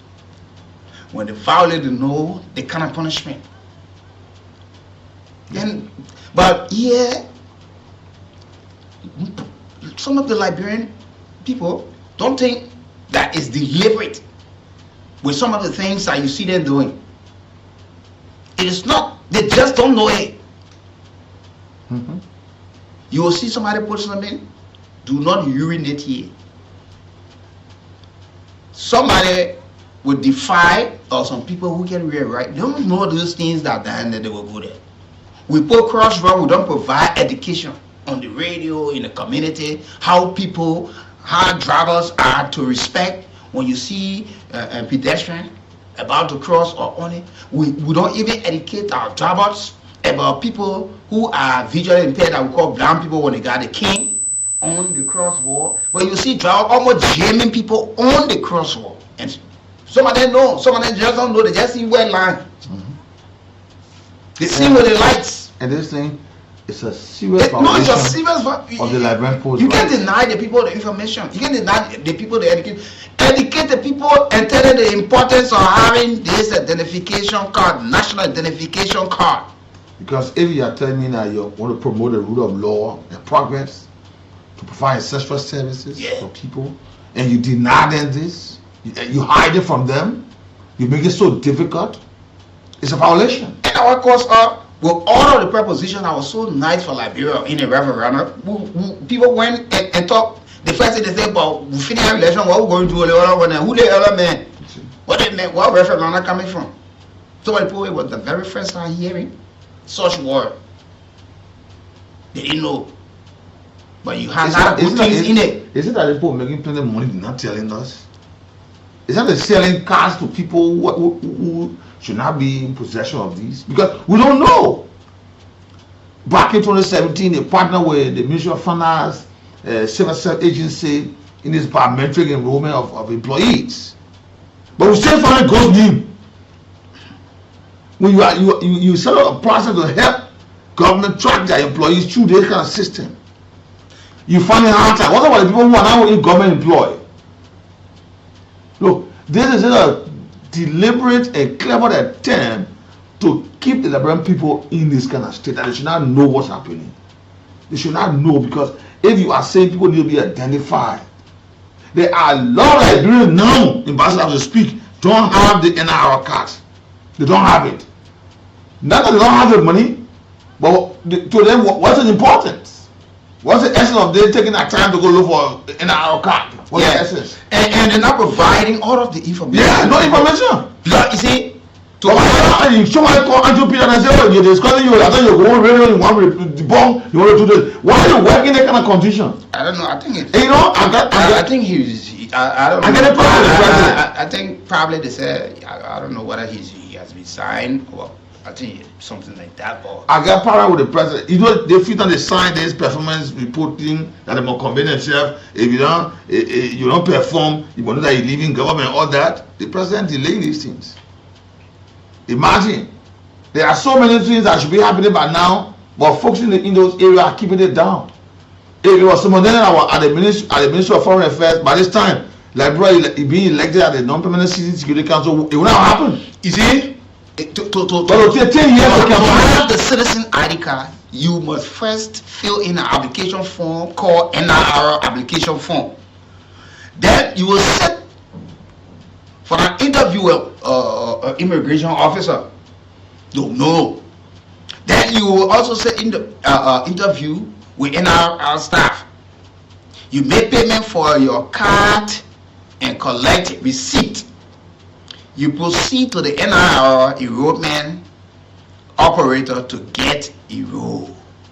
Then the resident ID card, you will fill in an application form called NIR application form. You sit for an interview with an immigration officer. Then you also sit an interview with NIR staff. Then you make your payment and your card and collect receipt. And you proceed to the NIR enrollment operator to get enrolled. It's there. They told us that in the 15 counties, the capital city, they got about 23 enrollment centers across the country. How many of those centers are in PSA? People know. You talk about Maigibi, Grand Bassa, Riverside. If even they are there, the folks don't even know that they exist because they have no information or little or no knowledge about it. And don't forget now, don't forget. Some of the places, before people go in legal counties, some of the places where you have these centers for people to go and collect their citizen ID card, go through all of the processes, or people go for the resident ID card, there are folks who will pay $200-300 or $1,000-2,000 to go somebody way in one village. Yeah. He doing business.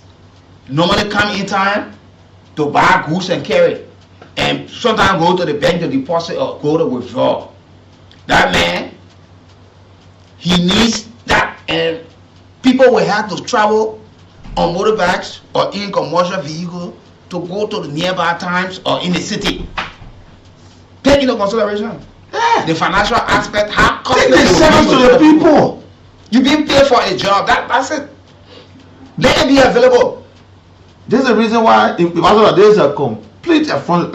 Since 2011, you can enroll about 5.2 million people. Huh? Bro. The education. This country, yeah. It's not given. I don't know whether it's intentional. It is. Or it's not.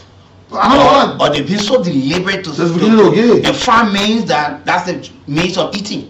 That's the means of getting money, because people will be in the numbers trooping in to go for cards. Then at that time, that's where other people would start gaining financially at the expense of people that they feel to provide the education.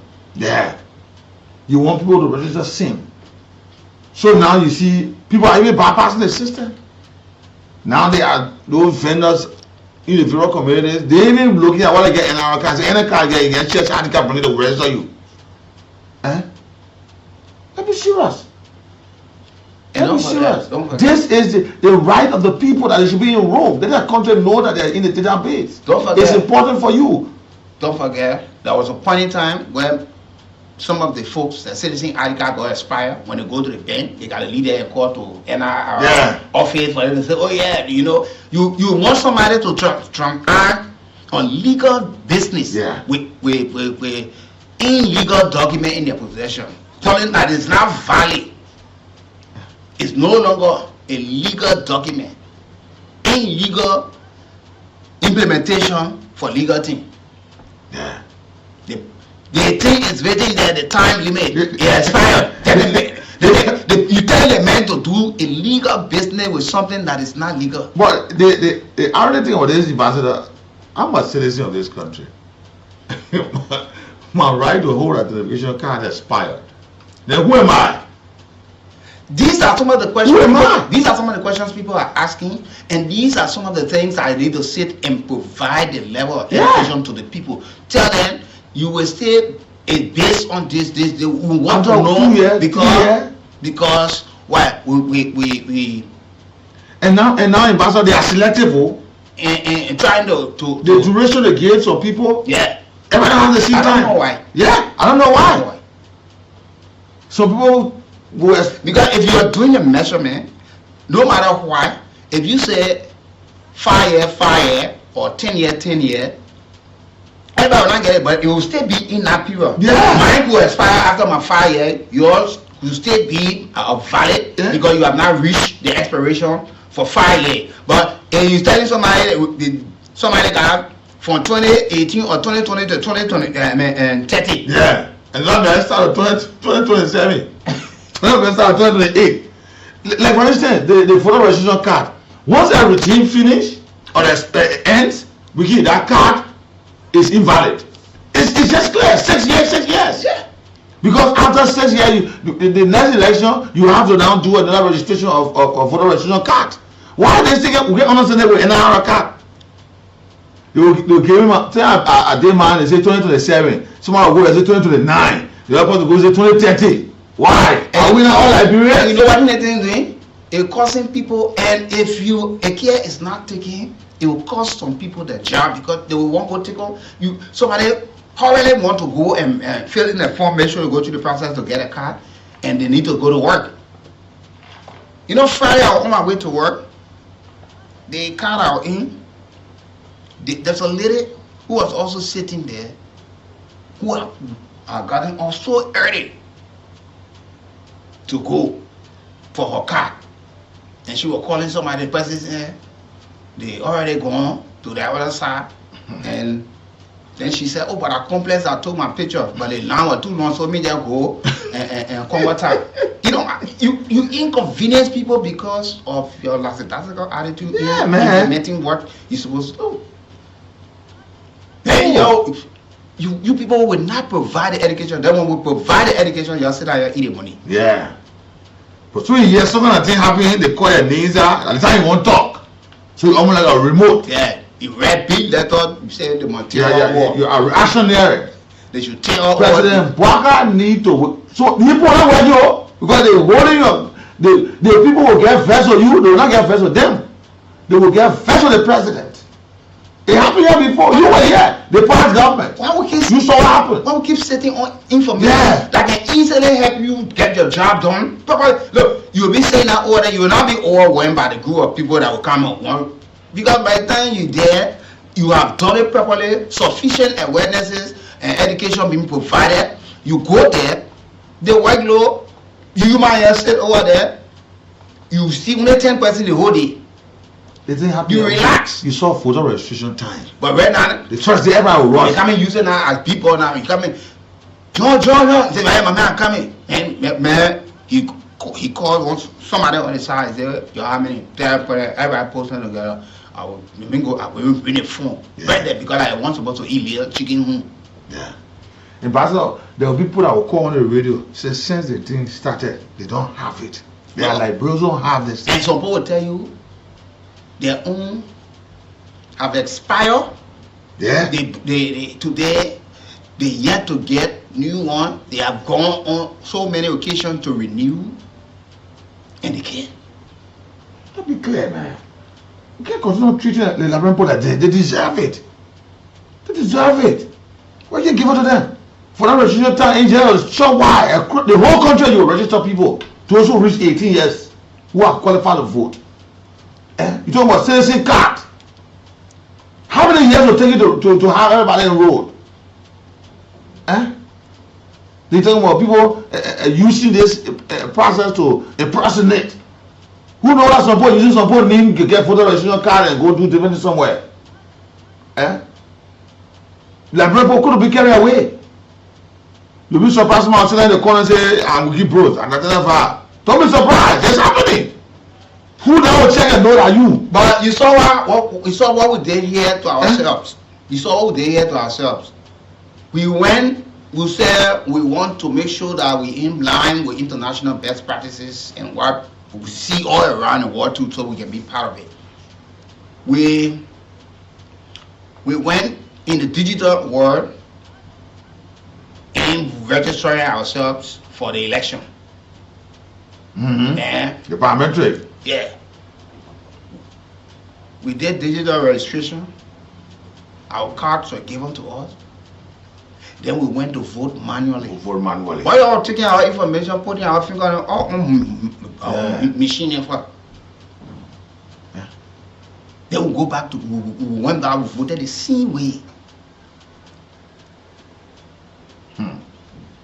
We still live in a cave system. Boy. I tell you, look, there are folks who have graduated from high school currently in Pastor. They cannot even tell you the function of the executive. They cannot tell you the function of the judiciary or the legislative branch of government. They cannot tell you the function of a mayor, of a superintendent, or commissioner. And no wonder why anything that happens in the country, wherever angle they come from, the strongest straight to the president. Yeah. Even the Ministry of Agriculture, Ministry of Defense, Ministry of Mines, they will say the president because they don't know. People have been given responsibility, but they say the president. But the police, they were like the president, the police, the president. I say I have something to you on this platform. We have not had bad presidents. We have had bad lieutenants, hypocrites surrounding these people. When you see the intent and you look at some of the things our past president wanted to do, some of those left behind projects that they were on, and other came that did not complete it, you still see that they had an intent of making Liberia look better. Sure. So at the end of the day, because the people are not educated, knowing the laws and how to govern themselves, knowing the law and how to govern themselves, so they just go about anything they hear, they take it. They just run with it. No food in the country. Like president, yeah. Because the people don't know that he the one they're looking at. But now they got poor places in those areas that they should be pointed out if they're not functioning. When the rain, when it rain heavily, every downpour of rain, communities get flooded. Homes are all caught up with water. People, valuable belongings, everything gets damaged. The next day, that bugger, that the president or the man brought floor. But the people are land authority, the people are the environmental protection agency, the people at public works are not telling the people what sort of land to buy, where to buy, and waterway, water alley. These information are not provided. But when somebody, because they are not knowledgeable, when they finish earning the money and save it and go and buy from somebody who will dupe them, and when they build in the waterway, every rainy season they become display homeless, because this information are information that should be provided. And when you do it, you know exactly you meant it. Yes. But you don't give the person the information. You tell a man you raise this if you do this. But the Bible says that a lack of knowledge my people perish. Yes. And what's so for us? What will it take from us? And that's the easiest part I can tell anybody in that world. Once the information is provided. You saw just the kind of information over the period of time. Like when the education, when we all got involved into it, you see today, too many homes now got meter to recharging. Sure. But the people that don't know, the way they initially started to do the meter business, somebody pay for meter, the person get paper in the hand, 3, 4 months, 10 months, then the man got all electrical appliances, city. He go, he come back, he got a freezer, he open because when you close it, you get bad smell. The man connect direct or he never pass the wire on the ground or in one pipe and have it connected. Because he himself won't watch television, he want fan blowing too. So, but with the level of education, you see today, people recharging. You go, you see one late shop. We're not saying power theft, but it's not as compared to a few years back. Because when the people get educated, they know how to do the right thing. It even take breathing from under because you will not be worried. For me, I'm sitting here, I'm not worried about somebody going to my house and go check on power theft. You go there, you will see it. I would not be worried about that. Nobody will call me. And there were $2 million World Bank funding that is set to help Liberia get more centers. But then we're hearing that Liberia owed $1.7 million to tech provider. So this is holding the entire process. Okay, so let's go to the lines. 0775-919-919, 080-919-919. The numbers you can certainly call us on to be part of the conversation this morning and speak. Yeah, and these are some of the education, civic education that even some of the political parties can even use to have the people educated. That all the time you get the zeal, you get that WSA power, that convincing power. Protest. To convince people to mobilize across the country. You can go and mobilize across the country for people to get into the streets. But you are not giving them the education. If they have the education, some of the things that you can even ask them to come in the street for, they will not follow you. They will not. Because some of these things they will see it as something that can be settled. They will see it as something that is a shared gain. They themselves know. Sometimes you put the people in harm's way. Lack of knowledge. Places that you are not allowed to go. You carry people there in a name that you're protesting. Good morning. Good morning.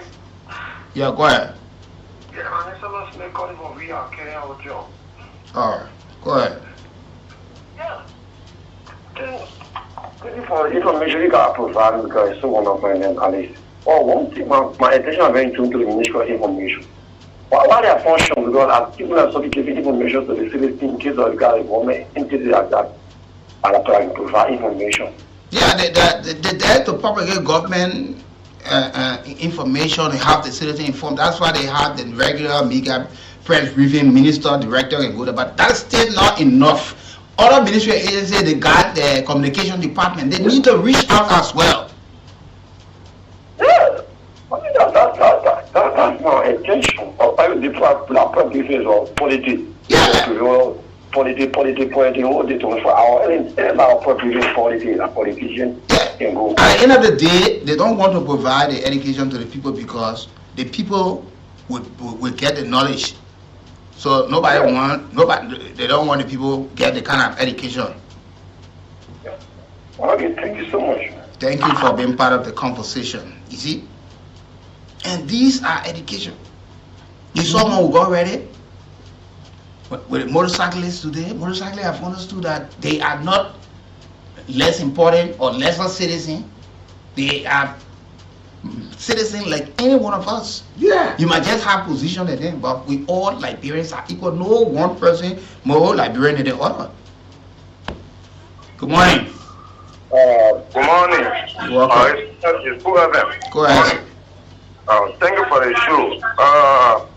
You are sharing the president that we elected 2023 is not a president that we expect today. So many people that are working, they're not taking the work serious.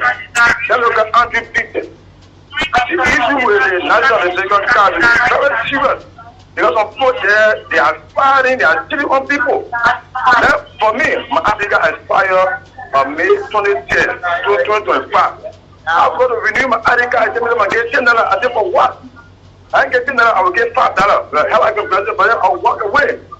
The next day, I went there to go, the U.S. I will not serve you. I said, oh, you won't serve me because my ID card is going to get $10. I said, no, I get $10. I said, $5. They value $1,000 now. But I'm small, most of them, they are just a steal. Most of them, they are fake agents. Most of them, private agents. They just loaded there to be impossible people. You're not forced to serve government. You don't get money for a leave. But someone there, I have to get a put out the consumer or you get to workplace. More than the people play, the unrepeated. They are still low to a place. So the person no change of people. Let all people come board. And when person I get more or 10 voting cards, you have been there for 7 months to you don't mean no impact. What you be there for? The plan is serious. The plan be changed. Okay, thank you. Thank you.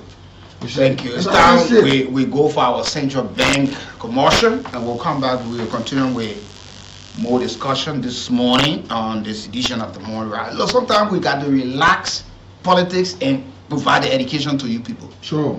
That you get to know too many things. Look at our cities.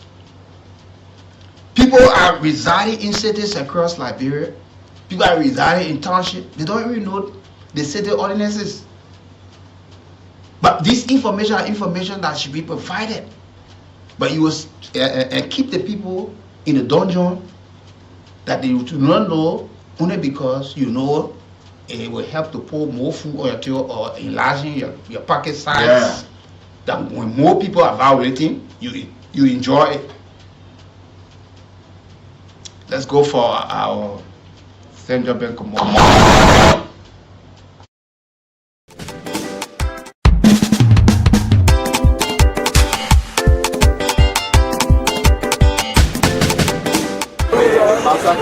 My daughter Kumba, how is the business today? Well, your face, how are you looking so? Like you thinking about something? And I say me, I going through plenty things. So I tell my pay the next day. I'm telling you, all the money can check go tell that my children's school fee, hospital money, rent, my own say small thing and set nothing. I can't do anything good for myself. Amen. Then to make matter worse, I try to put small money in lay business to go out of the country. But to find foreign currency, I can just be running around. It too bad that things how I am stressed. Yeah. Anything you don't know is bigger than you for true, yeah? What you mean now, Patroni? Kumba? On March 27, 2025, the Central Bank of Liberia launched the National Financial Education Program for people like you. The National Financial Education Program? They finished putting it outside. That is they call launch. And that President Joseph Newman Boaka said launched the program for the whole country. Okay. So what the program will do for a person like me now? The program will solve your problem, my daughter. Tell me something. The financial education program will help people like you, Kumba, to understand how to take care of your money. Google. Yeah? Yes. It will show you how to set financial goals, how to budget your money, how to save part of your money after you take pay, how you can turn some of your money around in business for it to grow. What? Yeah. So after taking pay, you can't be broke again. That good thing, Johnny. Yeah, Makumba. The Central Bank of Liberia will work with plenty other government offices then like Ministry of Education, Ministry of Finance, Ministry of Gender and Social Protection, and other groups then like the Liberia Marketing Association to make sure you're the women and girls manage your money. Google. Oh yeah, that is very good. Yo. Now, this financial education get many steps. Tell me about them, Johnny. Tell me. First, you have to set your financial goals. What? This means you must think about where you want to see yourself in the future. Maybe 1 year from now, you won't get plenty money to be able to take care of all of your problems. Yeah. Or you want to be big businesswoman. But you can only reach where you want to see yourself in having more money according to the way you will plan to use your money today. How that one already work now? That's the next step I will come into. They call it budgeting, meaning planning how to use your money the right way. Yes, that one that true. So you budget by making a plan that show how you will use your money. Once you take your pay or you get any money, you have to sit down to put idea together to use your money. Yeah. In line with the thing that you need to do for you and your family, and you will still be able to keep some. It makes sense. Yes, so when you make your budget, that means you have to stick to it because you plan for everything already. That's true. The other important thing, that's saving. Saving means to keep some money somewhere for you to use in future. Then just using all your money soon you take pay. Okay, but this saving you're talking about, ain't that to keep the money in your safe to your husband? One advice, Makuma, do not keep the money in your house or under your mattress. Yes, go to the bank house and open your saving an account. You can open 2 savings. 2 savings? Yes. You can open 1 saving or account with any mobile phone company. Like that, you carry your money on your phone right in your own hand anywhere you going. But what if the phone lost now? Easy. Just go back to the mobile phone company and get your SIM card back with all your money still on it. Yes. Then you could choose to open another saving or account with a bank. Just go to any bank you like and say you want to open saving to keep your money. They will help you open an account. Okay, but what a benefit in that one? A bank account has many benefits. Number 1, the bank can put interest on top of your money you keeping with it. Okay. And because of that, you can also be able to take loan from the bank where you open your saving. Okay. With that loan money, you can make business to grow your money or do other good things for yourself. Okay. And when you take loan from the bank, make sure you're able to pay it back. Yeah. At the same time, open your eyeball to all the things that you will agree to on the loan paper. Like when you will pay back, how much you will pay every time, and then the main one, wedding business you're taking the loan money for. And you must understand the interest you will have to pay to.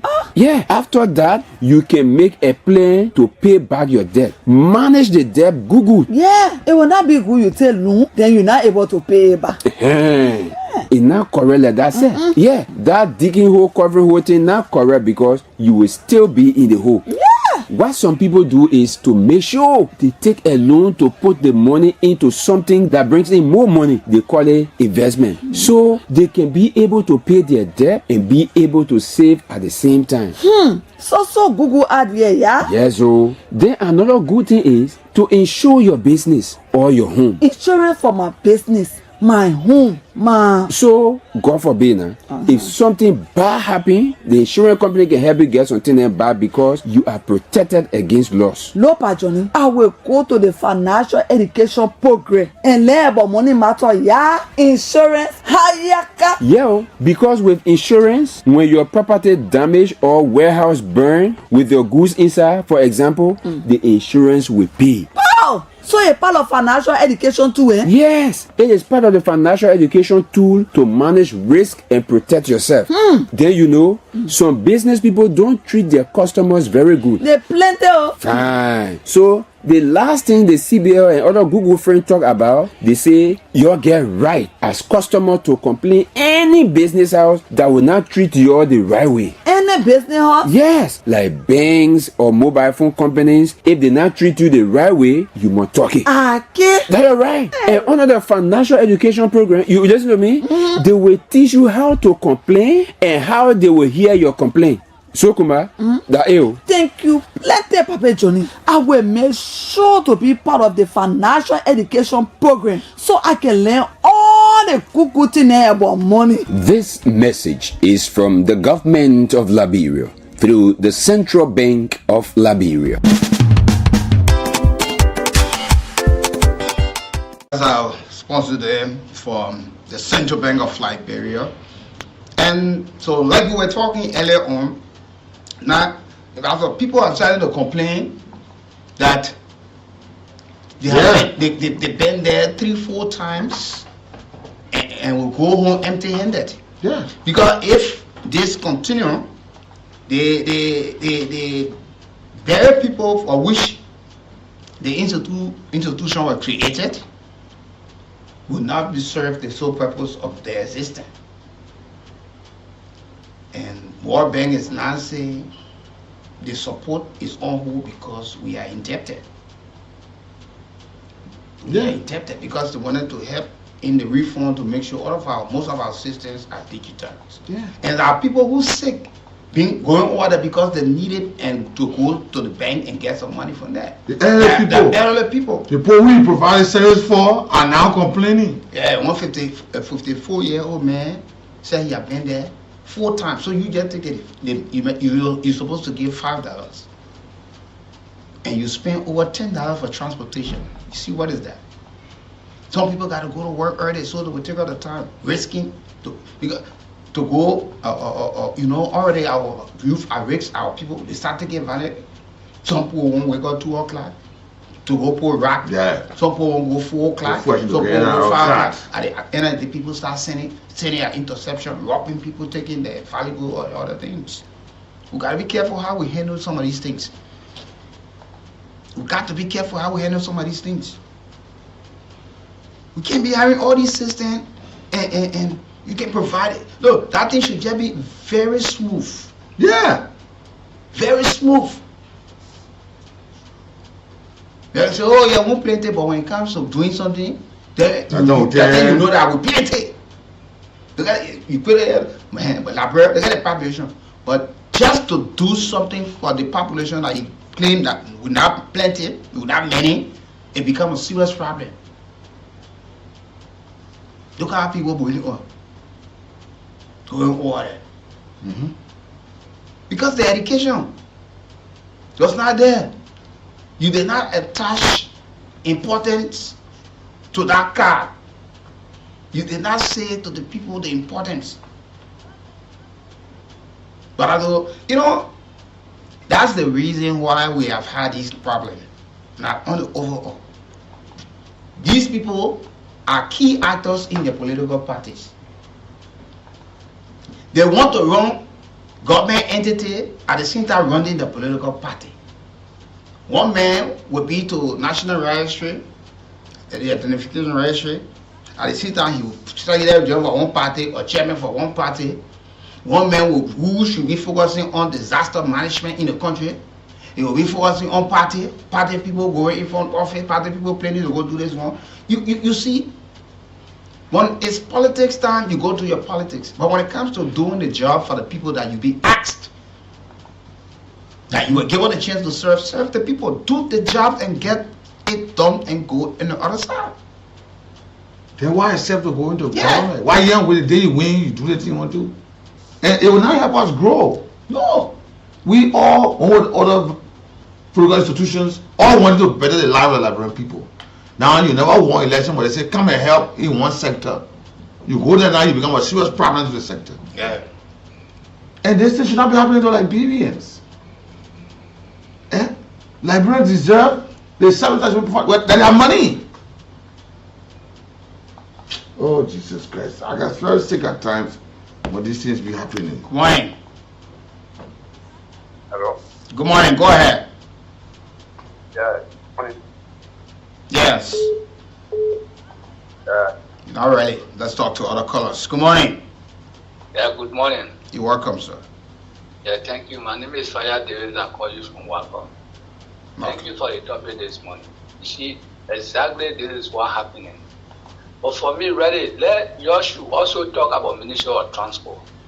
Ministry of Transport really giving you wheel drivers and hard time. When you go for your driver lesson to Ministry of Transport for you to get that lesson and not small thing, and they not get no any other branch in Pinsway or Drala and any of those areas. Now I don't know whether they get expert because when you go there, other people will go and intercept you. They say, oh, if you want the ID card or you want a lesson today, you should give for $120. I don't know what is really happening with Ministry of Transport. So I should also talk about Ministry of Transport. I spoke on it. Thank you. I spoke on it. We spoke about it when we started the conversation. Because and the Ministry of Transport, I remember the minister said that place didn't get no insurance company there. Didn't got the other one. People must show their identity to you before you even. And because of the system, there are people who in possession some of the licenses that are not valid. They just manage to get something together and give it to them. So sometimes when they are in conflict with the traffic law, when they ask for the driver license at times, what you are possessing, not a valid driver license. Yeah. Even those insurance companies. Yeah, they give you false insurance. Like a black bag insurance company. And you will never see that person again. Like he said, that they are complete on that people will intercept. But when you provide the education, you tell people when you come in for a driver license, these are the department, these are the people you're supposed to meet. Provide, nobody should be meeting people in the corridor. Show the people where to go. You see, when you make the system clutter all like this, you open room for corruption. You will find people dragging the time so people can be coerced and forced because you got other things to do. So you will pay not the regular fee, you pay above, and you could just be paying it to the wrong person. And some of them assistants are the one backing these Quasa black bag insurance company because they know the system will take very long time to detect. Good morning. Morning, Weekie. This is Frank calling from Tuburu. You're welcome, Chief. Okay. I know it happened once. My little son, almost my son, he was driving from 19 to 20. He got a driver lesson that did not get in the 60. And he been using that lesson. So when the government took over, they put him out of the place. So I got angry. I said, let go to transport ministry. When we went, they put everything in the computer. That boy could not find any of his system in the computer. They are asking, I said, but how you get it? He said that our chief from the party headquarters, our city down and then they did all our lesson. And you see my lesson. Then they did my lesson in the 16. So right there, I had to pay for his lesson to do the referral thing before we left that place. So sometimes too, the 16 from the back, they corrupt the 16, made the 16 to be like that. Thank you. Thank you as well. Let's talk to other callers. Good morning. Booking say we'll face the system. Good morning, gentlemen in studio. Good morning. How was the night? Well, we can't complain. Okay, this is something that was just speaking from the world of the road. The only thing I have to say, my brother, the machine and embarrassing for someone to say, oh, then why will move the past government for? The same thing is happening. They use the West. No person of worker can put a foot down hard on these people. No bread, no family business because they are spoiling him. Because anything that happens, they waste on him. Anything they do, they waste on him. But when you explain today, the past government, they compete for the same thing. And the same thing is happening. So people say, why are they not moving the past government? They see what's themselves. They're too shameful and disgraceful. Let me stay on your feet, man. Thank you. Okay. Let's talk to others this morning. And this is the issue. Good morning. Yeah, good morning. Go ahead. Yeah, this is Winston and they are joining from Tubo Road. Winston, go ahead. Yeah, thank you for the show this morning. I want to applaud you guys for the wide range of discussion this morning. You all touched everything. You know, but actually my attention has been drawn to the issue of the identification card, national identification card. You know, we face a lot of problems when we get to the office in registry. We went through a lot of interrogation, but this card, the issue of this card that is national, there should be monitoring team because the people there, they are there with different intent to exploit people. The actual money they say $5 or its equivalent, but when you get there, they request for a lot of things from table to table. From the immigration officer, you got to drop something before you go to the enrollment office. So it brings a lot of stress. And again, I'm recommending that they start to go for at least a decade. A decade. Yeah. They go for a decade. That's the only way they will be able to maintain it for that time. I don't think there's the only way that government can get resources from citizens. It's not. We have other means of getting resources, and again, the civic education that brings about invalid votes. The people, they are not working. They just go after 3 months ago and received that money. They are not working. This is why we will continue to experience our invalid votes. Then while I saw in Nimba, there were a lot of invalid votes. The people cannot even go in a very community to educate the people how to vote. So it raises serious concern. The government has to do something about it. So thank you for allowing me to air my view this morning. Thank you. Thank you also for being part of the conversation, and it's good. We have to, let us sometimes put politics aside, collectively pin government feet to the fire, or pin some of the ministry or agency their heads to get the right thing done. The reason why people booted the CDC-led government out of power, because the citizens felt that they were not doing something. But if you look around, there are a lot of things they did that when you see today, you can admit today. And right now, this government too, she's doing a lot of other things. But because the people not even informed, they're not aware, they will tell you that old wine in new bottle. Sure. Just like that. I don't know what this thing is intentional. It is. To see the people being hurt. It's just intentional, Ambassador, that the people don't see. And watch it. Because of the chaos and the huge number of people turning up for the citizen identification card, our lawmakers will put energy in themselves to invite the authorities. Yeah, they come and invite them. Why? Why at this time? Why will in your own country, not even outside your country, to say, oh yeah, you want to regularize your status and you outside, so you gotta go. But look, it's something that will be the easiest thing for Liberians.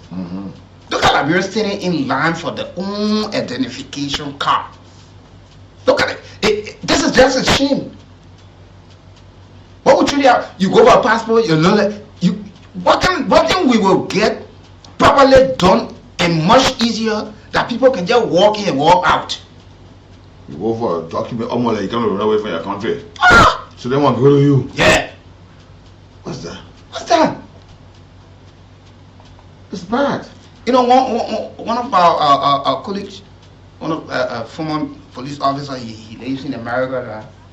And he came quite some time. He was here a few months ago on visit. And so he was trying to tell me something. He said, yeah, imagine. What he said, Minnesota, I think Minnesota or Washington, he went to renew a passport, a Liberian passport, because he was to come. Just imagine. He said, the same attitude you see back here, the people will show the same attitude also in Liberia. He said he saw that, but he would see other folks, foreign nationals, they're walking for visa. You see them walking, coming. Why you say now more than 3, 4, 5 hours? After he bought his ticket, everything. Delay him. We have to work when they give you the chance to work. Yeah.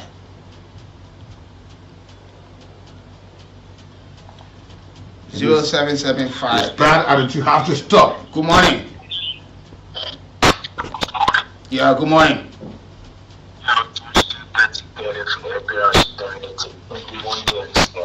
Good morning. Go ahead, sir. My take is that the competence of those there. What my take is this. The National Identification Registry, it gives you absolute citizenship to a nation.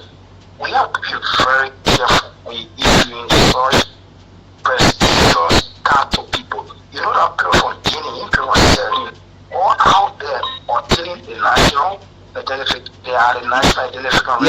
Yeah, some of them going for resident identification card that they reside.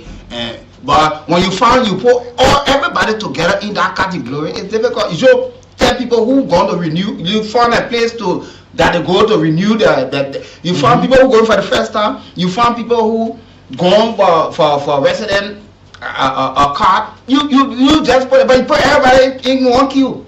Yeah, really, you see that? I was saying we have to be very dedicated in the process. But if you give your national identification card to the wrong person who is now a citizen of this country, you know what you have done to the image of the country out there. And it's not so that there should be a rush because the fact that the government should put that identification registry to go for marginality. Now we try those who are fraudulently come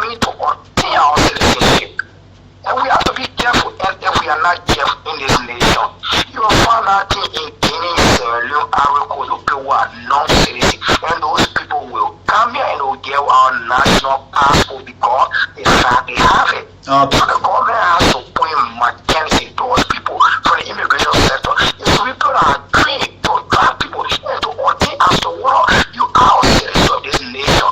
I've got John Brown for a cause that's not say John Brown is in Liberia 2 years because no, we are not allowed that to happen. There is one of my brothers, is great Guinea, a great Sierra Leone, a great Africa, wrong kind of people. It's sad for the nation. Thank you. And Ambassador, if you can remember a few years back, when there was this incident that took place in Ivory Coast, where the government of Ivory Coast said it was some missionary, where it was reported that firing took place near a border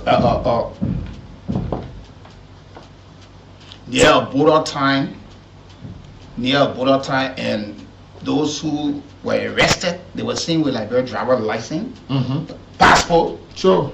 And Liberia government started to negotiate. They had to be talking for those who were there, how the people got free.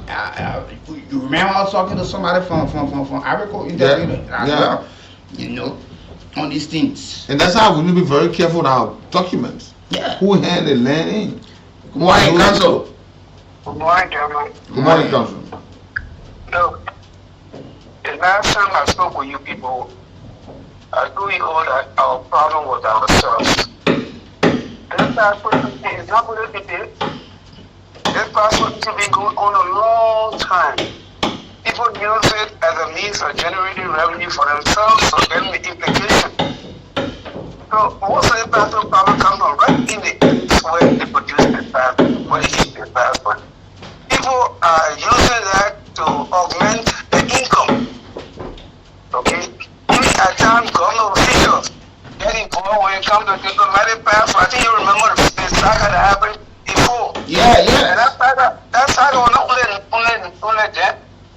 And so the thing is basically is a systematic behavior of ourselves and people need or people desire to generate more income than what government is paying them. I can recall about 5 years ago, I always dress very simple. I went down to Johansson Way and I was sitting down on a rock in the garage on a Saturday. And a guy working at Foreign Affairs was talking to another fellow on the telephone, said, "Oh my man, don't worry, I think getting everything, and the money you pay, just for my thing." The point here basically is the people themselves in the system that are creating this problem. Okay? And it will not stop because our inborn tendency to be corrupt or to make more money is the problem. That's all. Thank you. Thank you for being part of the conversation always. But yeah, I think we need to always look at these things, folks. We need to always look at these things. Let's talk to this caller on the line. Good morning. Good morning to my two great ambassadors. Good morning, sir. Yes, Father Moses calling from my resident this morning. Thank you for such a topic this morning. Mr. Bruce, this coming week, it was somehow a hectic week for me to get my national identification card. At Congo Town, can you imagine? Weekie, there is no format. How will someone who went to go renew, someone who went to go for the first time, somebody who went to go replace, someone who their card lost, everyone on it in the same format. Tell me. Everyone also, we who went to go renew, can you imagine they put me to pick up my ID card Friday 2:30. You would not believe it, I got my ID by 6:15. We left to that place, people had to start making noise, suppose start insulting. Can you imagine? It wasn't easy at the headquarters there at Tokongo. Librarians or our government decentralize this thing and you make sure and place it in a proper format. All those are going to renew, send it to a particular place. All those are going to replace if their card has gone missing, send it to a particular place. All those it is their very first time. I went to replace it on Monday by 6 o'clock. At the end of the day, I indicated 62. I thought that I was going very early, but I went to the place that people slept there. So people want to get this thing, but it is a process. It is not well structured. It is not, I don't think they have even database on it. Can you imagine I saw people that keep on, as far as we go G, we was said, just came to get an identification card. What our government can decentralize this thing?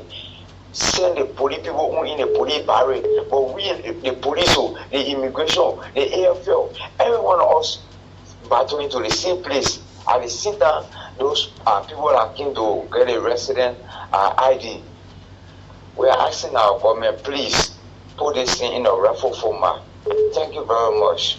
Thank you for being part of it. Good morning. Yeah, good morning, Weekie, and good morning, Ambassador Nath. Good morning, sir. Yeah, my man, the topic is so interesting to the extent that we actually want to inquire what there are some forms what that can distinguish the Liberian from other nations. Number one. Number two. Yeah, that's what they got immigration officer there who will drill you through there are a few questions, but that somebody are asking one we have the professional people there or they just want to do it.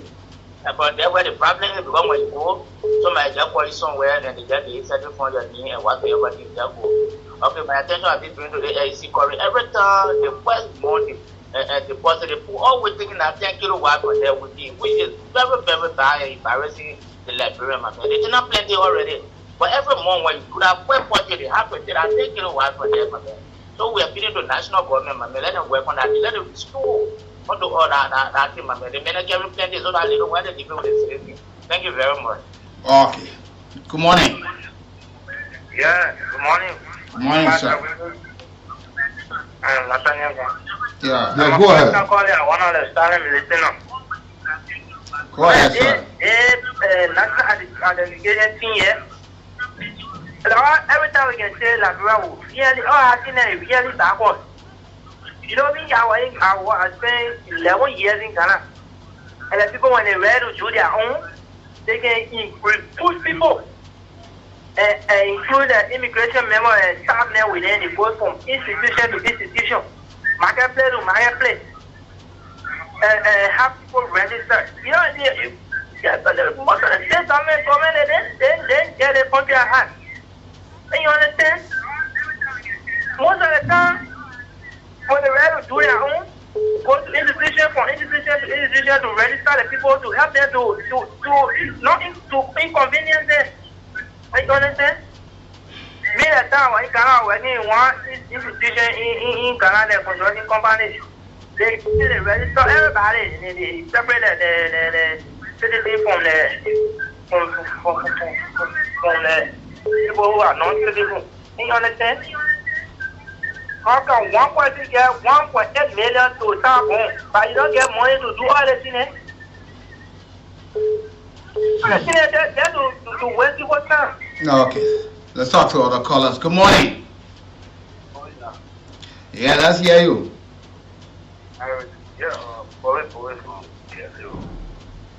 You know, I vision you in a way now. When you go to do an arrest, they put it. Cover the technical level, the charge is 10 out of the room, 10 over to the past. You get problem. They probably open it now. Well, we'll tell you that you're a butcher. Hello? Yeah, go ahead. Yeah, and I went in the room. Which kind of telling the right thing? But it won't cover up. No. Party look there, you want to land there out of the Mokan. Then you were there, say this, and comment this para. We know here, we know what they're saying, and what's the para. Come out of how long I was doing, and I went to charge it. All right, thank you. You know, good morning. Let's say something, you know, and we hope that other agency or entity, ministries are all listening. You all take advantage of the radio. You all take advantage of community gathering, community leaders, schools, town hall meetings. You know, you send pressure groups. Yeah, Make the people to work in a positive direction. Take for instance, people are trooping in numbers, they in queue. You say, okay, SKD complex is in Pinsville. We agree. Those who are going to renew their citizen ID, we got 2-3 centers there. You're good there. Or right to play because I think they had some around there before. The man knows straight where to go do a renewal. Those of you who coming for ID card, identification card for the first time, please come this place. People who's coming for resident identification card, go to this place. You would, at the end of the day, you do not mix them. And you go there, you look at the elderly people, our elderly people, you form now, you can mix them all with people who got the strength, they're us, and the people don't have the kind of strength. We don't put system, and when they get in the position of going for confirmation, all these things they will stand before. I will perform, yeah. I will do this. But these things also can happen because when you confirm people and do not do the honorable thing, by having that oversight, you just sit. You just sit. Our lawmaker should be even ashamed. Yeah. That Librarians will kill. Why they representing the librarian will kill at this time? What be happening to the people? The people who want the service can go there, 6 o'clock. Do we have professional people that can wipe on all the machine and also putting the information much faster? What sort of immigration officers are there conducting the interview? Who are those employees as well conducting interview? And look at how many minutes it takes. So you can be able to rationalize time, but you don't have to hastily do it, but do it in a system that should be set.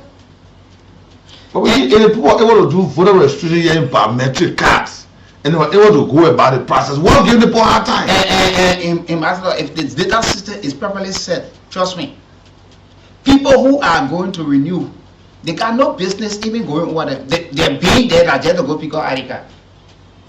The fact that this is the amount to renew and it being paid, their light is there. The system, it hit the system is fully in the noise. The ID card is printed, the heavy call is given, you can come pick up your ID card or you go, they tell you in one day, when you reach the requirement for the day, tomorrow you can come as soon as time, or they tell you in 5 hours. You just sit and you get a telephone call. When you get there, you just go to pick up, and you easily walk out of that place.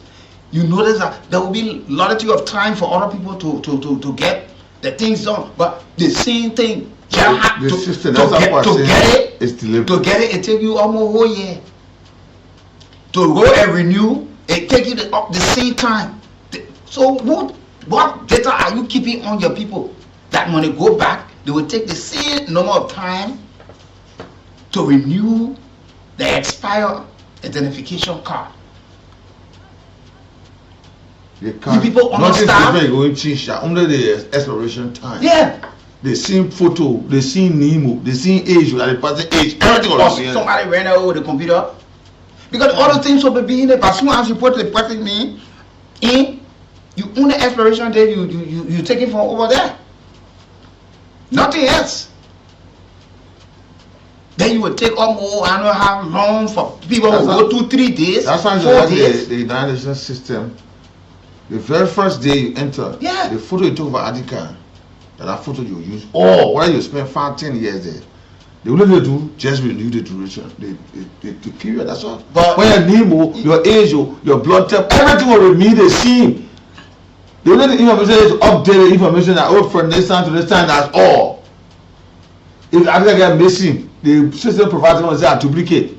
You use that duplicate ID card until that time expires. The main trap is there because of our nationality. Everything is your height. Everything is here. If the ID card expire, you going to change the man age? No. Or the woman or whatsoever. You won't change the name. You won't change nothing. Only the expiration time, the new date to update the new period. That's all. So I don't know. Why don't get long? I don't know why. We get imports to send. Then it take at least 6 weeks or 8 weeks. Same people in the various communities. Register people. Or go on major points. They say they got to the 3 areas across the country. And you know where are those areas? And you know the thing what we read it, the thing what we're joking with here. The thing that we're joking with here. Right now. It will cause serious problem for people. Because people will not be at hospital. It will cause death. But it's already happening. It will cause dismissal. It will cause suspension for some people.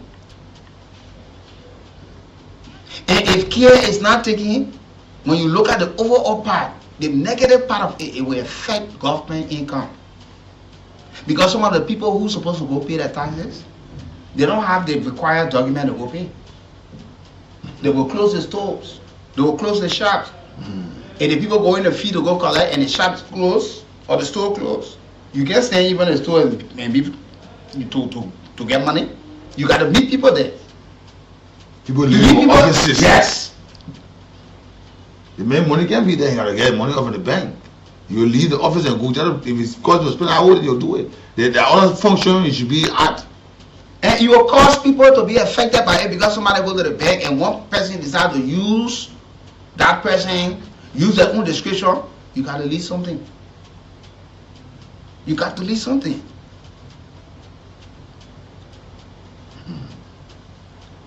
Good morning. Yeah, fishing net. Nathaniel Bai, good morning, Weekie Bros. Good morning. This is Stuart Export Right Junior. I'm going from Papa Station this morning. First of all, I'm coming you guys for the top your honest discussion. You know, it is very, very interesting for this entity to be able, at least for them to be able to separate the people by category. Because those people have come to renew, as you said,